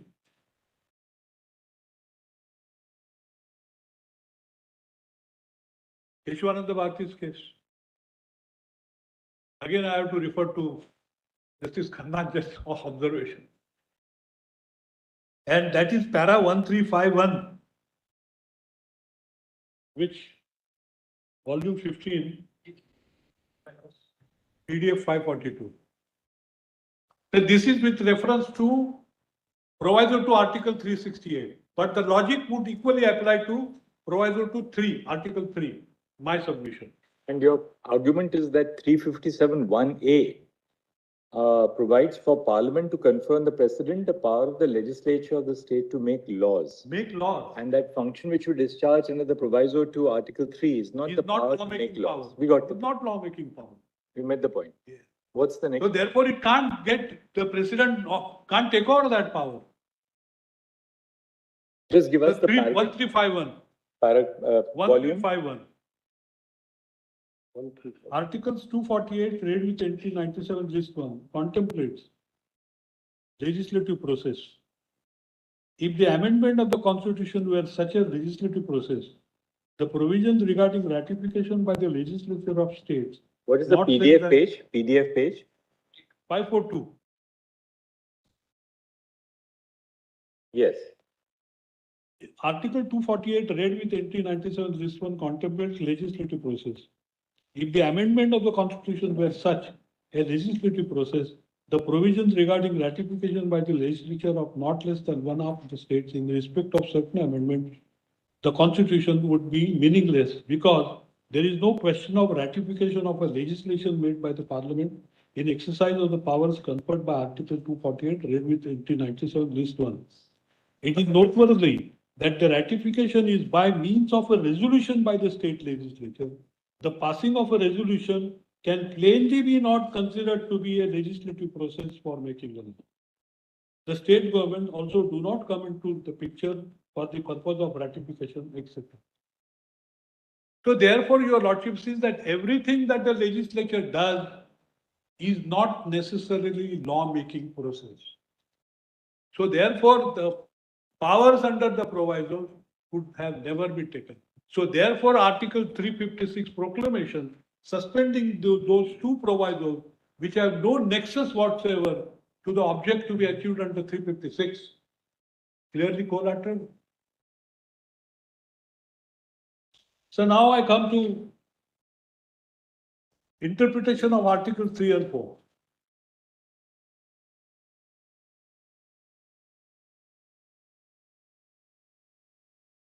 So the reference I made to Article 355, but some passage from Bomai I must show to your lordship.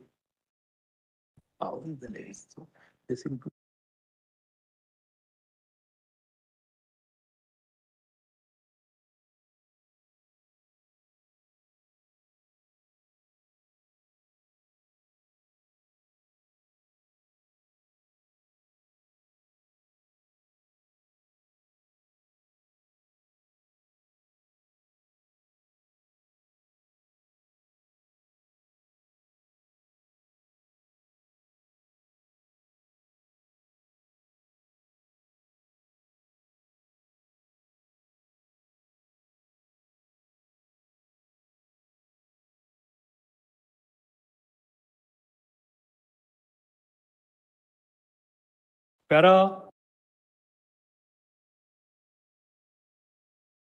PDF page 155 Of of volume 2. Now kindly see what that para says. This is with reference to Article 355 on which I place reliance. That the purpose of 356 is to restore the state. Para 160. The crux of the Just question. 1 second, which page are you reading? 155. Of which volume? The PDF page 155. which judgment is this? Bomai. Volume 2.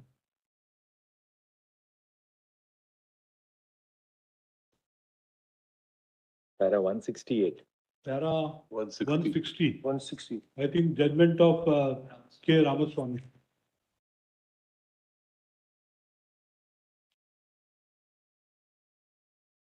The crux of the question is width of the President's power under Article 356. This has a direct bearing. It finds its birth from a family of emergency provisions in Part 18 of the Constitution. Article 355 imposes duty on the Union to protect states against external aggression and internal disturbance and to ensure that the government of every state is carried on in accordance with the provisions of the Constitution.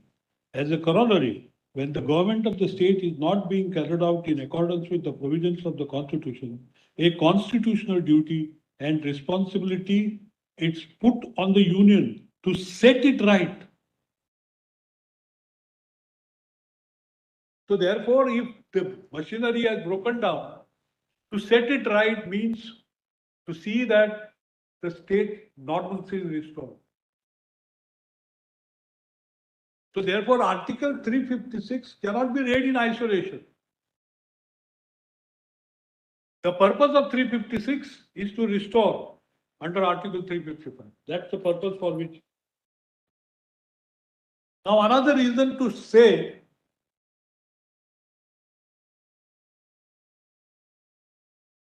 the same thing is said by Justice Jeevan Reddy and paragraph 272 and Justice Sawant at para 56, 57. I did not read those paras, I'm just giving to your lordship those parameters. So the sum and substance of BOMA is this, that restore the state to normalcy because that's a duty cast upon you under Article 355. Now there is one more reason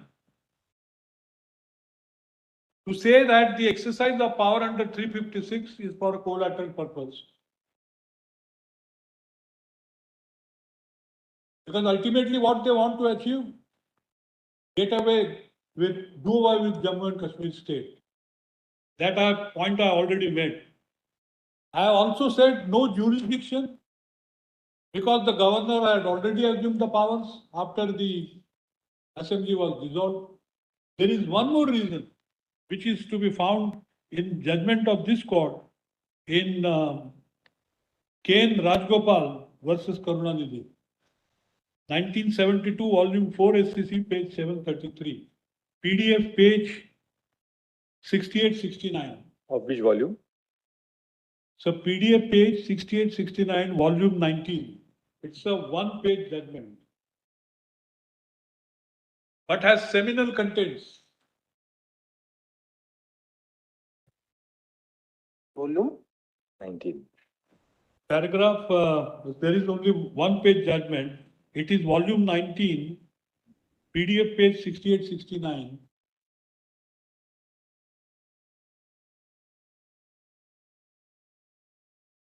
So this is what your lordships have said. We have just delivered a judgment in front.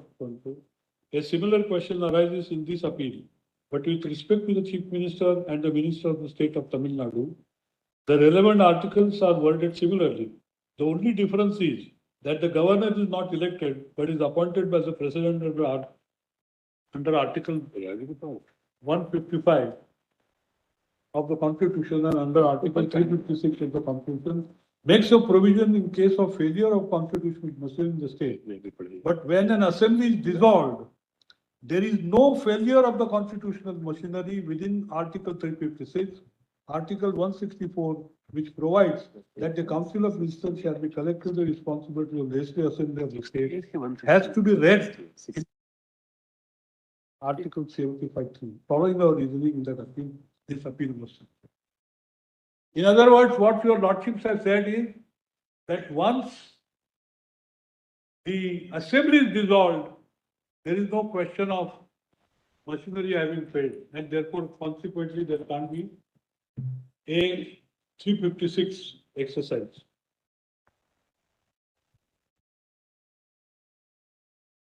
So in this context, I invite your lordship's attention to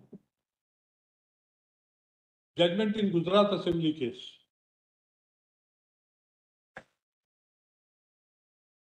Now if your lordships have a look at Article 356, there is no provision which says that what is the upper limit. How long you can do away without an elected government. This question came up before your lordship in Gujarat Assembly case. And your lordships have said 6 months. I'll just say that judgment is in volume 19, PDF page. Page? Volume 19 page? Does it? Page, volume 19 page? I'm just seeing, page 283. Which is the parallel? Volume 18, page 283.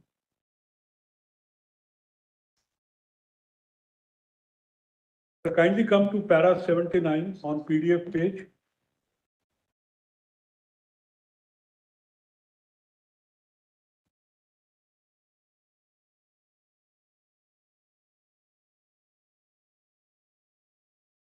The PDF page. 283, sir. 283. Para 79. However, we are of the view that the employment of the words and expiration occurring in section 14 and 15 of the Representation of the People Act respectively show that the Election Commission is required to take steps for holding elections immediately on expiration of the term of the Assembly or its dissolution, although no period has been provided for. Yet, there is another indication in section 14 and 15 of the Representation of the People Act that the election process can be set in motion by issuing of notification prior to the expiry of 6 months of the normal term of the House of the People of, or the Legislative Assembly. Clause 1 of Article 172 provides that while promulgation of emergencies is in operation, Parliament may by law extend the duration of the Legislative Assembly not exceeding 1 year at a time, and this period shall not in any case extend beyond a period of 6 months after the promulgation has ceased to operate. Further, under Article 123(2)(1)(3) of the life of an ordinance promulgated either by the President or by the Governor, as the case may be, is 6 months, and repeated promulgation of ordinance after 6 months has been welcomed by this court. Again, under Article 109, 110, and 111, and analogous articles for the State Assembly, money bill has to be passed by the House of the People or by the Legislature.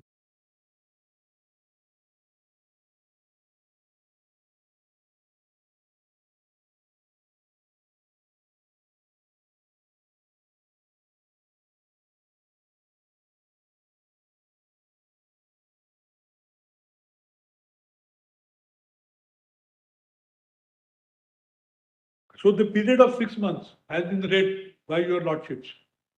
Then there is one more para of, in the same judgment. This was of Justice Khare.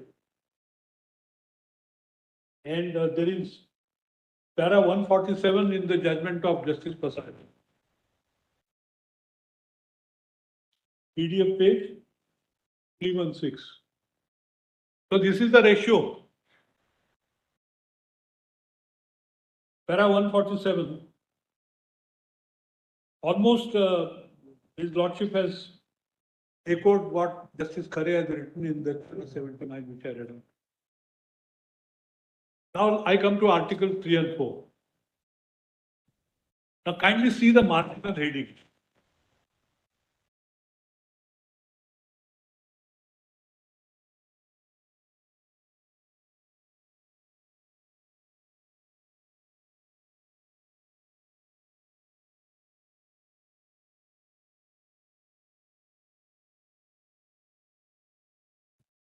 formation of new states and alteration of areas, boundaries or names of the existing states.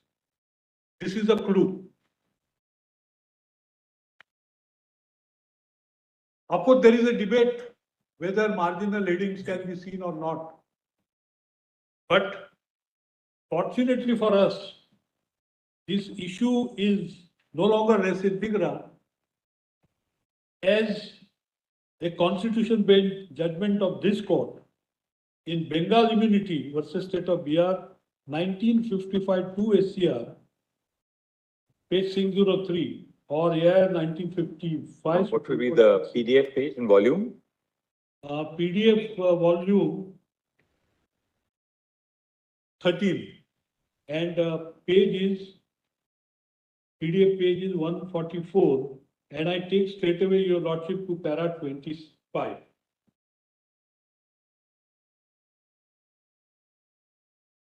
It can indicate the general drift of the provision, but it cannot be used to supplant the actual statute. That's correct. The I'm not actual saying- words of the provision. I'm not saying. If there is some ambiguity, and there is in my respectful submission, according to me, there is not even ambiguity, there is a conscious omission in Article 3 as regards power to abolish a state. Conscious omission.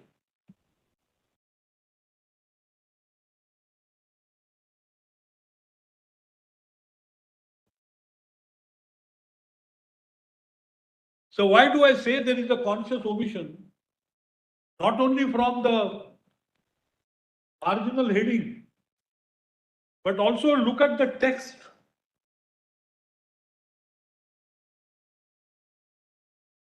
Form a new state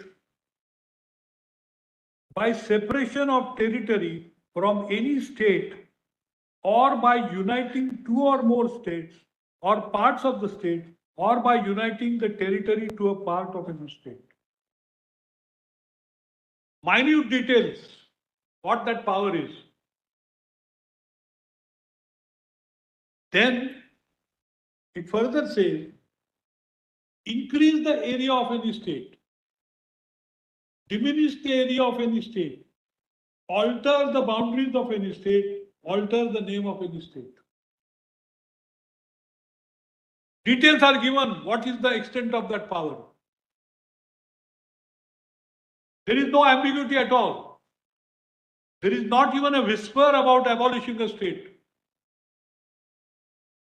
And this has to be seen in the light of Article 1. India, that is Bharat, shall be a union of states.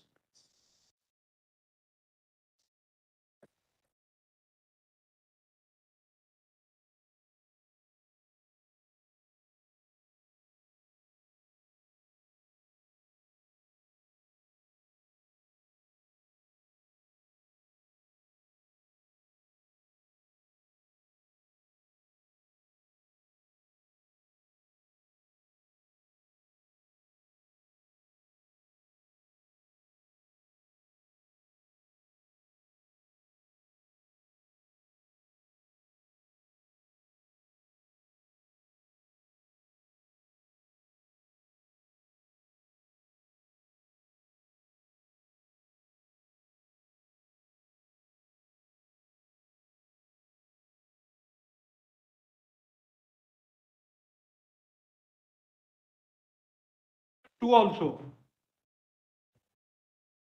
The Parliament may by law admit into union or establish new states on such terms and conditions as it thinks fit. So Article 1, India, that is Bharat, is the union of states. Article 2, admission of new states. Article 3 gives details of the power that the Parliament has. Now, therefore, there is a conscious omission to abolish a state. My second point. What happens when you unite two states? But the point is this, your lordship will see that a territory, what is the idea behind the state? That people in a given territory should have a state government. two-tier democracy at the state level, and that is how the constitutional scheme is. Some powers are given to the state, list two. They have their own government. So this concept of a state is inbuilt in a democratic structure that this constitution has built. In other words, the existence of states is a part of the basic structure. And J&K can't be an exception to it. Then why not tomorrow abolish Bengal? By what parameter?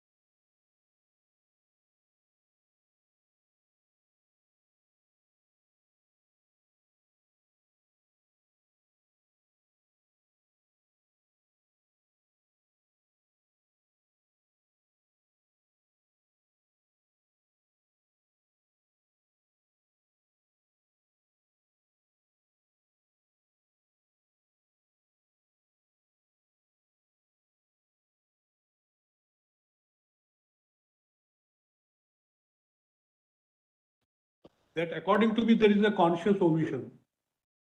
So Article 1, 2, 3 have to be read together. Now, there is one more reason. This alteration of boundaries, changing the name of the state, uniting two states, one state being divided into number of states, this does not amount to an amendment of the Constitution. True. So all the more reason why this power must be narrowly construed. According to me, no two interpretations are possible. There is a conscious omission to abolish a state because India is the union of states.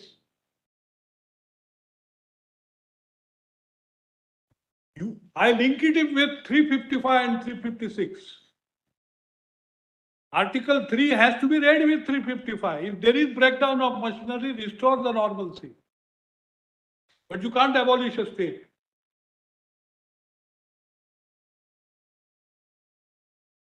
And since it does not amount to a constitutional amendment, it must be strictly, narrowly construed.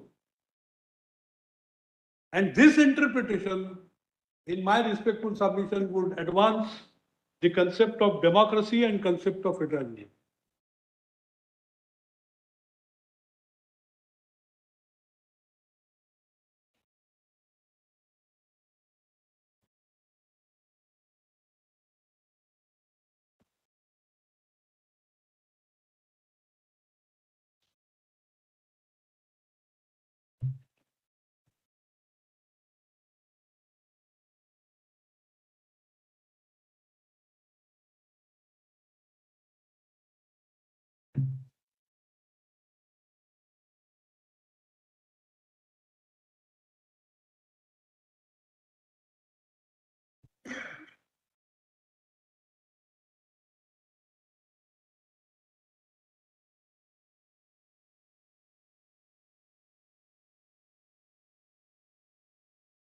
Open the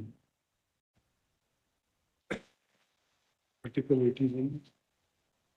Article 18.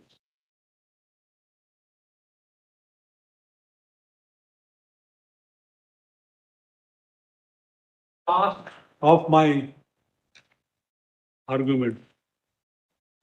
Now forget everything. What is the impact on the constitutional structure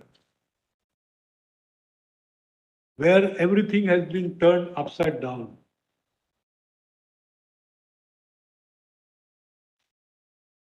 First, what is the impact? Ladakh under the reorganization has no representative in the Rajya Sabha.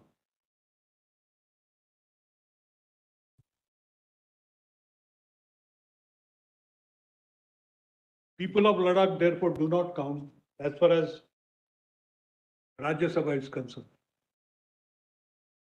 So much for the democracy. Now look at Lok Sabha.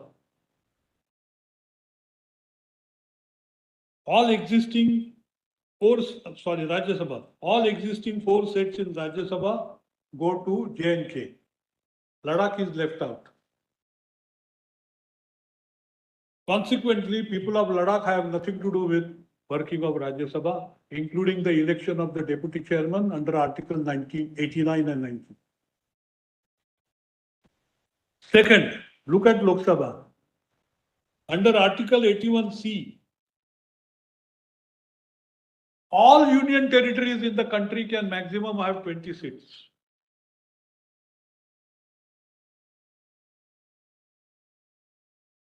In that, you have the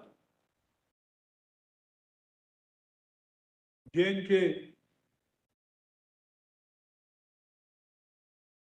But look at the discrimination. Under Article 81, Clause 2, as far as other states are concerned, the number of seats that they have depends upon their population. And the Constitution further mandates that this ratio between the population and the seats for all the states shall be same, as far as practicable. So in state of Jammu and Kashmir, irrespective of its population, it has no proportionate representation in the Lok Sabha. Discrimination. Article 14.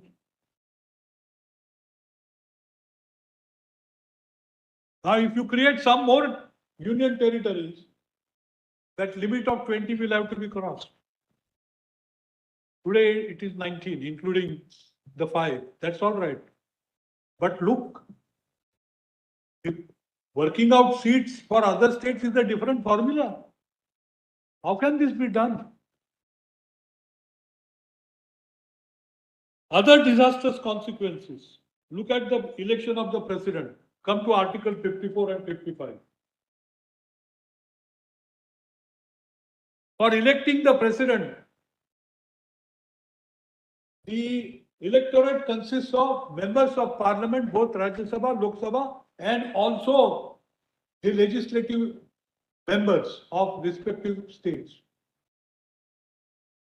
Now, J&K is not a state. Therefore, there is no MLA for the purpose of president's election. Now, to the exclusion of such a big area, no say in the election of the president, if not by direct, at least by an indirect method.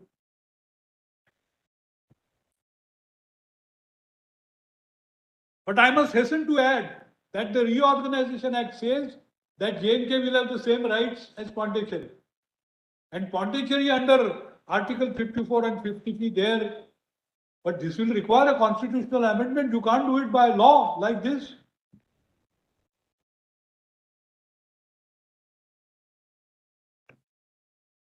Other disastrous consequences, Article 279A, representation in the GST Council. People of Jammu Kashmir, Ladakh have no say as far as that council is concerned.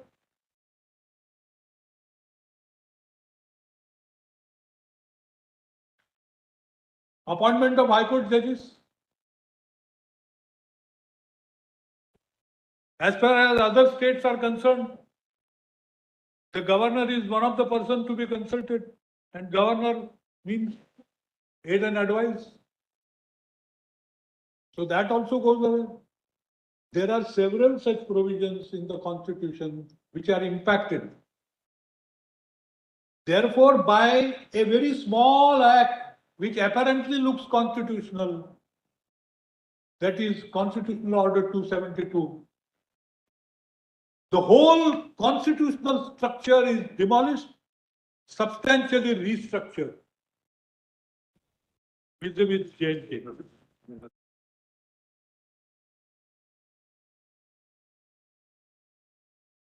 I'm grateful that Thank you, Mr. I Nakde. exceeded my time. No, Mr. Nakde. Thank you very much.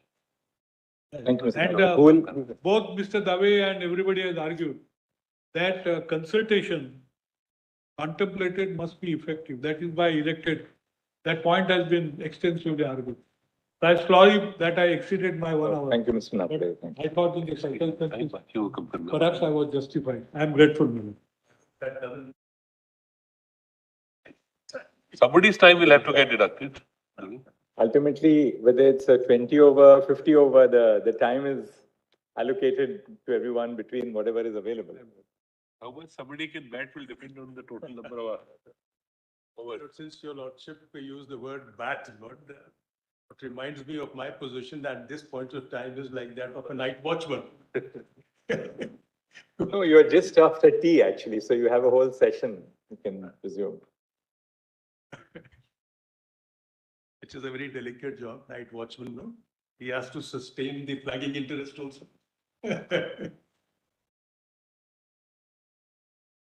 Lord, I have submissions on two issues only.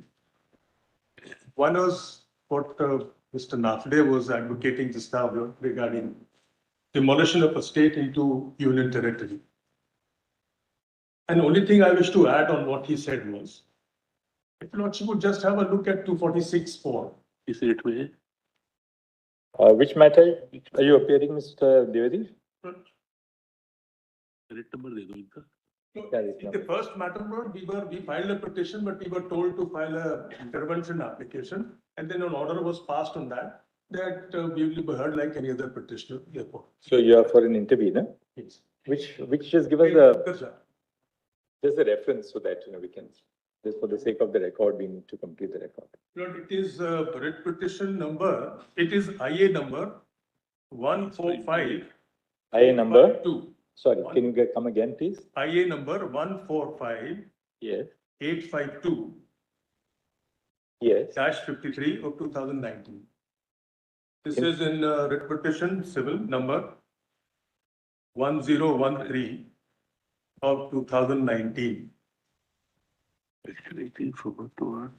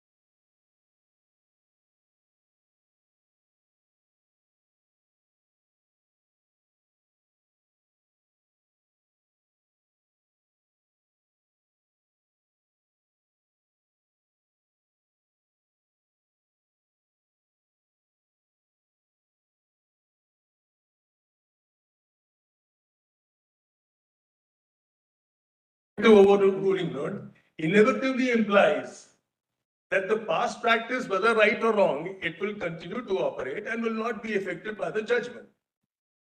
But it accepts the fact that if the declaration is made of invalidity of the impugned amendments, then that may have a consequence, and therefore lordships prospectively overrule it. So implicit in this prospective overruling is the invalidity of those supposed invalidity, and therefore lordships try to save it. Now, another way of looking at it is look at it this way. Supposing lordships accept my viewpoint on the basis of the text and the context, and lordships come to the conclusion that yes, there is a case for this, that the power is not available, and therefore the impugned COs are invalid. Now, in order to prevent the effect from traversing on to the earlier ones, your lordship would ask whatever relief lordships can mold under about 142, lordship would do that. But that doesn't mean that on the basis of this past continued exercise of power, your lordships would ignore the text and the context. If the text and the context, as per my submission, inevitably show that yes, the power could not have survived beyond 57, then perhaps there is a case to look into it. All right, now, Mr. Devadi, should we start with the first point? Because first you have to add on to what has been argued by Mr. So maybe just because we are at about 3:35, so you can maybe in 5 or 10 minutes conclude the first point. What I wanted to add was, apart from what my friend had said, additionally, if your lordship would just have a look at 246(4).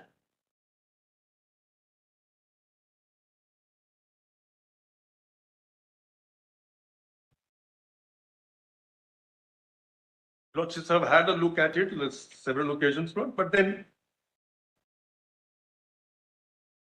my friend perhaps omitted to see it. 246(4).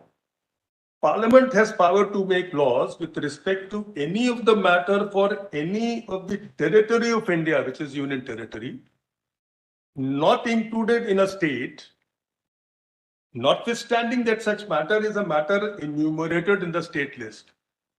Now, that's the inevitable consequence of when you break down the state into a union territory, then Parliament is the sole legislature.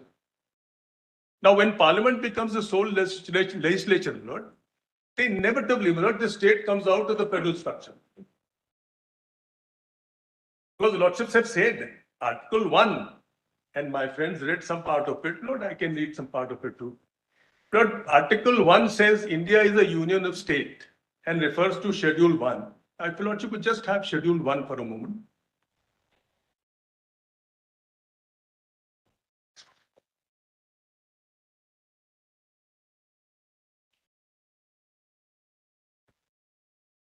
Now, Schedule 1 specifies the states in Article 1 and 4. First schedule.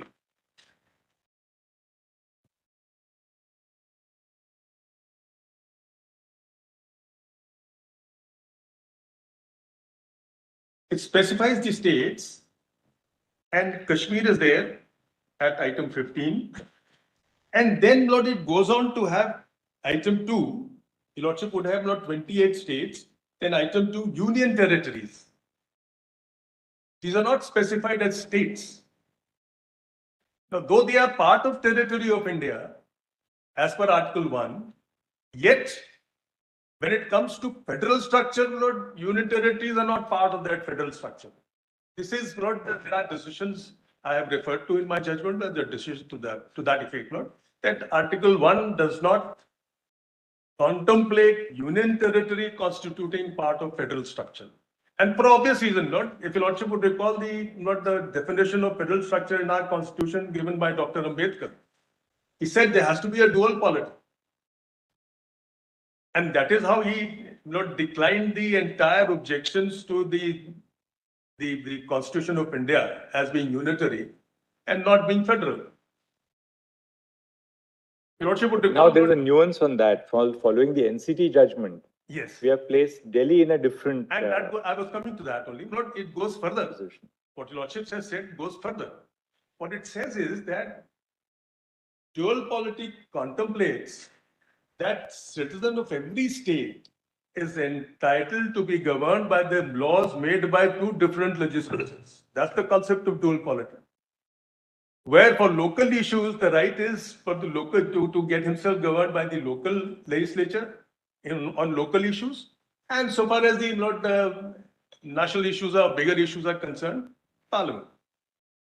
That right gets defeated. And therefore, the dual polity gets lost as per Lordship's judgment. States are not appendages, as the Lordship said, not satellites of the Union. They are their own plenary selves created under the Constitution, not the Parliament. So this results in the demolition of the entire dual polity and therefore destruction of the federal structure. And no one can say, Lord, the Jammu and Kashmir did not satisfy the requirement of federal structure. Our federal structure is not defined, but there's an interesting aspect which I wanted to bring to your Lordship's notice in this regard.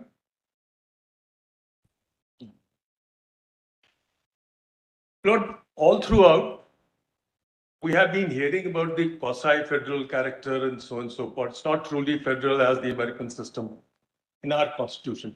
But in each of these judgments which say so, what your Lordship would see is they omit to notice the Constitution of Jammu and Kashmir. And when we come to Constitution of Jammu and Kashmir, it goes one step ahead of any other constitution, and that is this.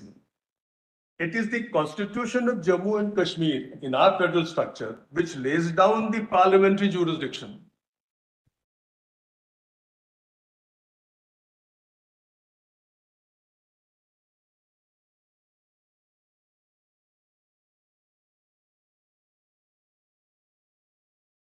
It lays down the parliamentary jurisdiction under the commitment given by the framers of the Constitution and the Dominion of India. It lays down the tone and terror of the state and the union relations. Finally, that's what the framers have said. And then have a look at Section 5. Because if you don't accept this fact, then Section 5 becomes, which is according to me, the soul and heart of the JK Constitution. That gets absolutely demolished. That's the basic structure of the JK Constitution. And Section 5 says the power of state would be not on any subject which is given to the Parliament. Parliament has been given enumerated powers, that is entry 1 to 96, and not 97 and Article 248.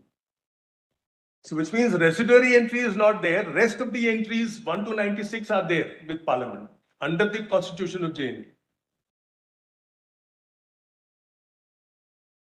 The concurrent list and the state list are with the state, except to the extent that correspond to the instrument of accession.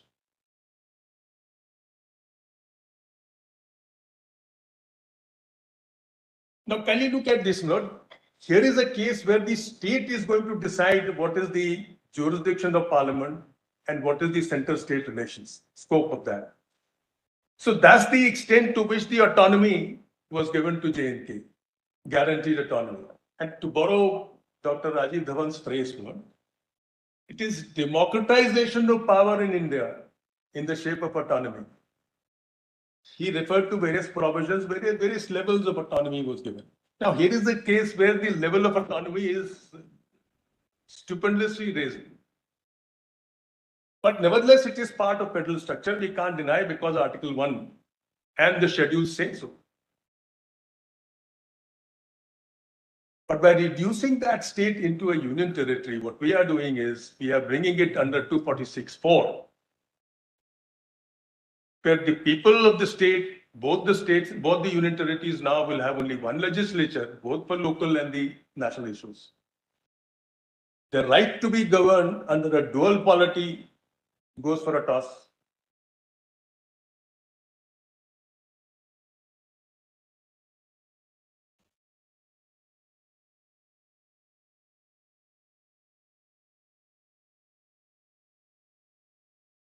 And that is how we'll have to see section 3, article 3, I'm sorry. Berubari gives a clear indication. I'll show that passage. But that is how we'll have to see. The power is limited. We can't, the amendments that have come is only for a specific object. And the object amendment in the, by adding the explanations to article 3. They have come for a specific object of overruling the Berubari case, to the extent it said that union territory is not governed by. So to that extent they overrule. But the remaining part of Berubari judgment which says that states cannot be, they don't have a territorial integrity, the word used. But then they cannot be, they can be addition to the state, they can be subtraction from the state by giving it to another state. That way, what you are conferring is the dual polity. Whenever you change the territory of the state, you are retaining the dual polity for the citizens. Because from this state, they go to another state where the dual polity continues. But then by demolishing it, what we are doing is reducing and demolishing the dual polity into a unitary system under 246(4). That is what I wanted to add to my friends. And I have in my written submissions, given the host of cases where lordships have said this federal structure cannot be disturbed.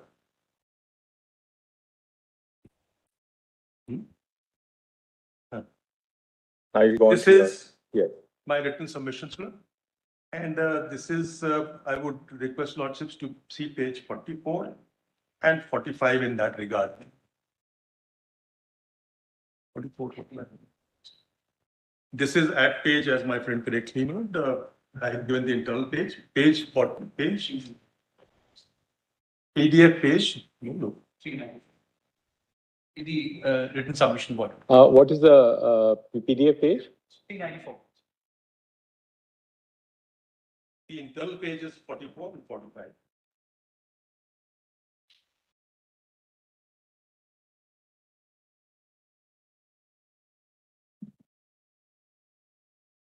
So therefore, I submit with respect, Article 1 completely excludes union territories, and therefore, once you reduce the state into a union territory, you deprive me of my right to be governed by two legislatures. That's the crux of the dual polity.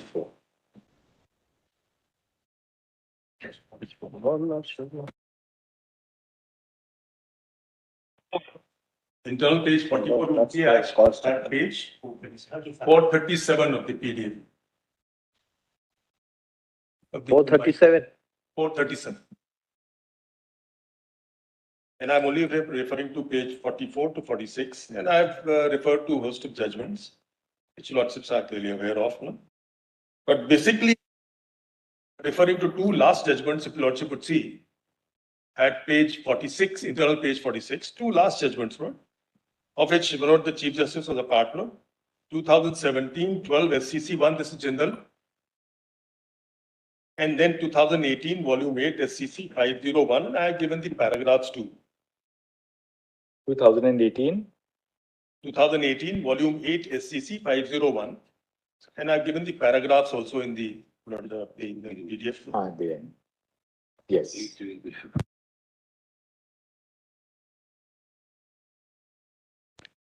And then there is another page, lordship may have, no? 46 and 47, internal page. Yes. That is what I wish to add. No?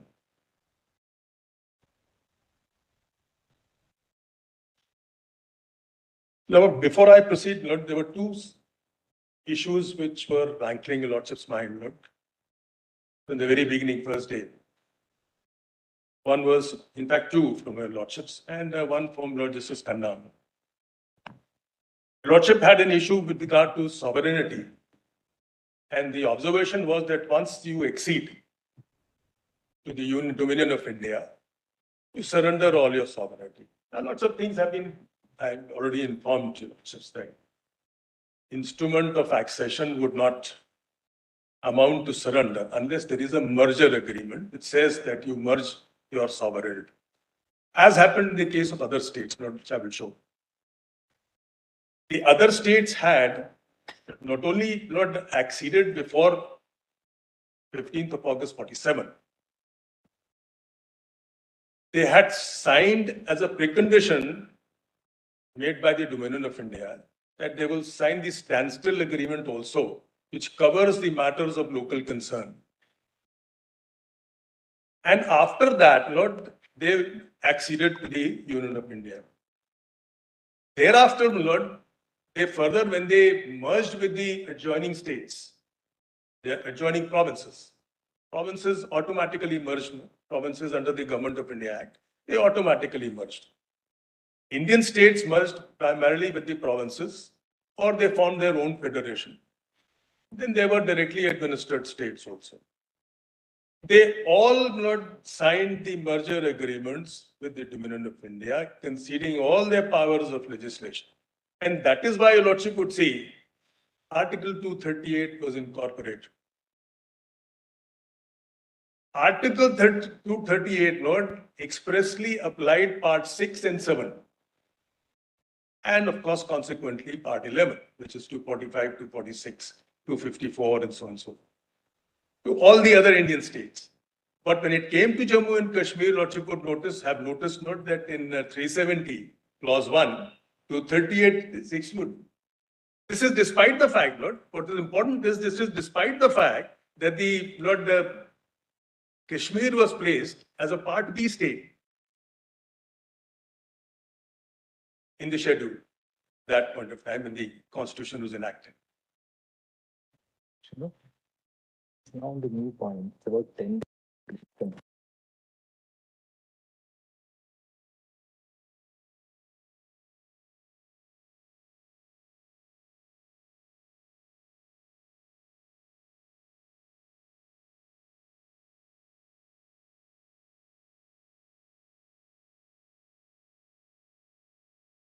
Roughly, how long would you take?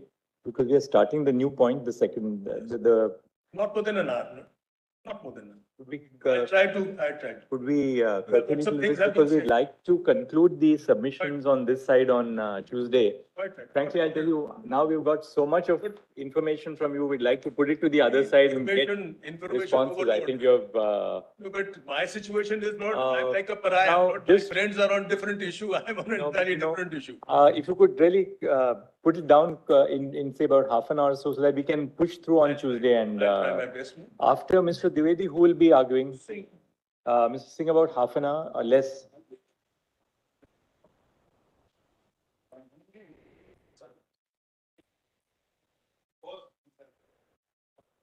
You've prepared your written submission. Your written submissions are there, right? So what we'll do is on Tuesday, frankly, I had not seen your submissions over the weekend. We'll look at your written submissions so that then, your time is then, because we'd be completely ready with your background. Can I make a request? Cut it down to half an hour, Mr. Singh. Otherwise, we'll not finish this side on now. See, Mr. Sedu Singh, see, Gopal Sankararayan has been sitting all this time. Therefore, he must now decide who is speaking and how long they are speaking, because the Guarantine will apply on Tuesday, certainly. Therefore, it should not be that one person takes an extra time, then other people don't get a chance to speak. This is the problem. So therefore, half an hour. Certainly, it'll end on Tuesday. And half an hour for Mr. Dwivedi, half an hour for Supposed to Mr. be a Sedu liberal Singh. time period even by any standards. And after Mr. Chandra Singh, who will argue? Mr. Gopal Sankararayan. My name has been there after Mr. Singh. So what we do is, Mr. Dinesh Dwivedi, Mr. Sedu Singh, Mr. Gopal Sankararayan, and Dr. Menaka. One second. We are laying down a time schedule. The four of you, between yourselves, please ration the time so we complete your submissions by lunch on Tuesday. And then we'll give a little, another half an hour or 45 minutes to everybody else. Lord, it will be of great help in reducing my time, Lord. If Lord should go through during this, Lord. I think what we'll do is, Then Lordship can put the direct question to me. right, and I'll- what we'll do is we'll go through the written submissions of Mr. Dwivedi and Mr. Sedu Singh. And possibly Dr. Guruswamy and Mr. Shankaran, any particular aspect of your submission that you would like us to focus on, because now you'd be covering things which are left out by the others. No, but if I can just make one small submission, if your lordships have noticed, everybody on this side, there's hardly been any repetition or overlap, despite the amount of time that's been taken. And the reason I'll explain why. On day one, I told your lordship the number of pages that were involved. Your lordships have been shown only, I think, about 10 or 5, even less than 5% of the documents involved. And the rest of it, I'm afraid your lordship may have to go through. What we are doing, personally, I'll tell you what I'm doing.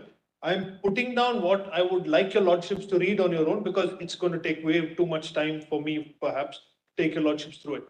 There are, in fact, large swaths of material that needs to be shown, but we don't have the time. Can I suggest one thing? Yes. Without giving us, like a million pages, Yes. if you can say by tomorrow afternoon, give to the court master on a piece of paper, what are the specific aspects you would like us to, from your submissions, as Mr. Dwivedi has given us, Yes. just highlight that. I'll circulate it to all my 4 colleagues, Yes. so that then we know exactly what is the area you're focusing on. So we'll be also ready over the weekend. We have those 2 days apart from the Monday reading. We'll focus on that. So we'll get through with the submission, so that will curtail ultimately the time which all of you are. So we proceed on the basis then that Mr. Dwivedi, Mr. Chandra Singh, Mr. Gopal Shankar Narayan and Dr. Menka will conclude. After that, probably my turn was there, then I think we've all been locked in.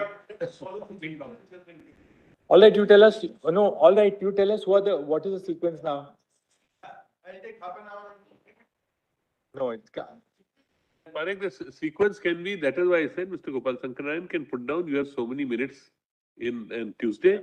How much minutes will each of you take? So that it should not be that anybody is left out by the end of the time. So, Mr. Shankar Narayan, what you can do is, Yes, we are concluding this side completely on Tuesday. Please sit with whoever is in the court. You give us on Tuesday morning the sequence and allocation of time, so that we strictly stick to the time, and we conclude on Tuesday at 4 o'clock. suggest that I go last if I'm the one doing that, because I don't want there to be any allegation that I favor. Oh, no, not at I'll go all. last. I don't think anybody will do that. You've been there sitting there and, you've been making notes and assisting everyone. But now when your turn comes, but give us that on Tuesday morning upfront, so that, in fact, if you can ideally give it to us tomorrow morning, give it to our Mr. Sanjay, our court master. I'll circulate it to all my colleagues. So we know Tuesday morning, and then we keep to that order, the sequence and the time. So there's, everybody feels that, they have, It's also given slack. of course, no difficulty. Absolutely no difficulty at all. Just If possible, I'll mention the issue. you can even mention the interveners. Who are the interveners? Between the interveners,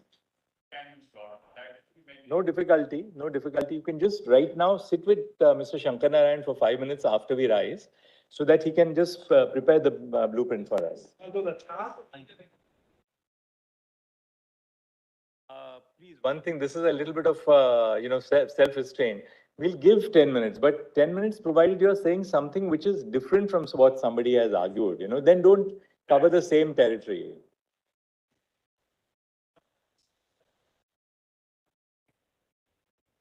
We had that, we still have it, but now we are towards almost the concluding stages of the argument. So now everybody, each one of the council following knows this is the time stipulated, and so that, we conclude on Tuesday.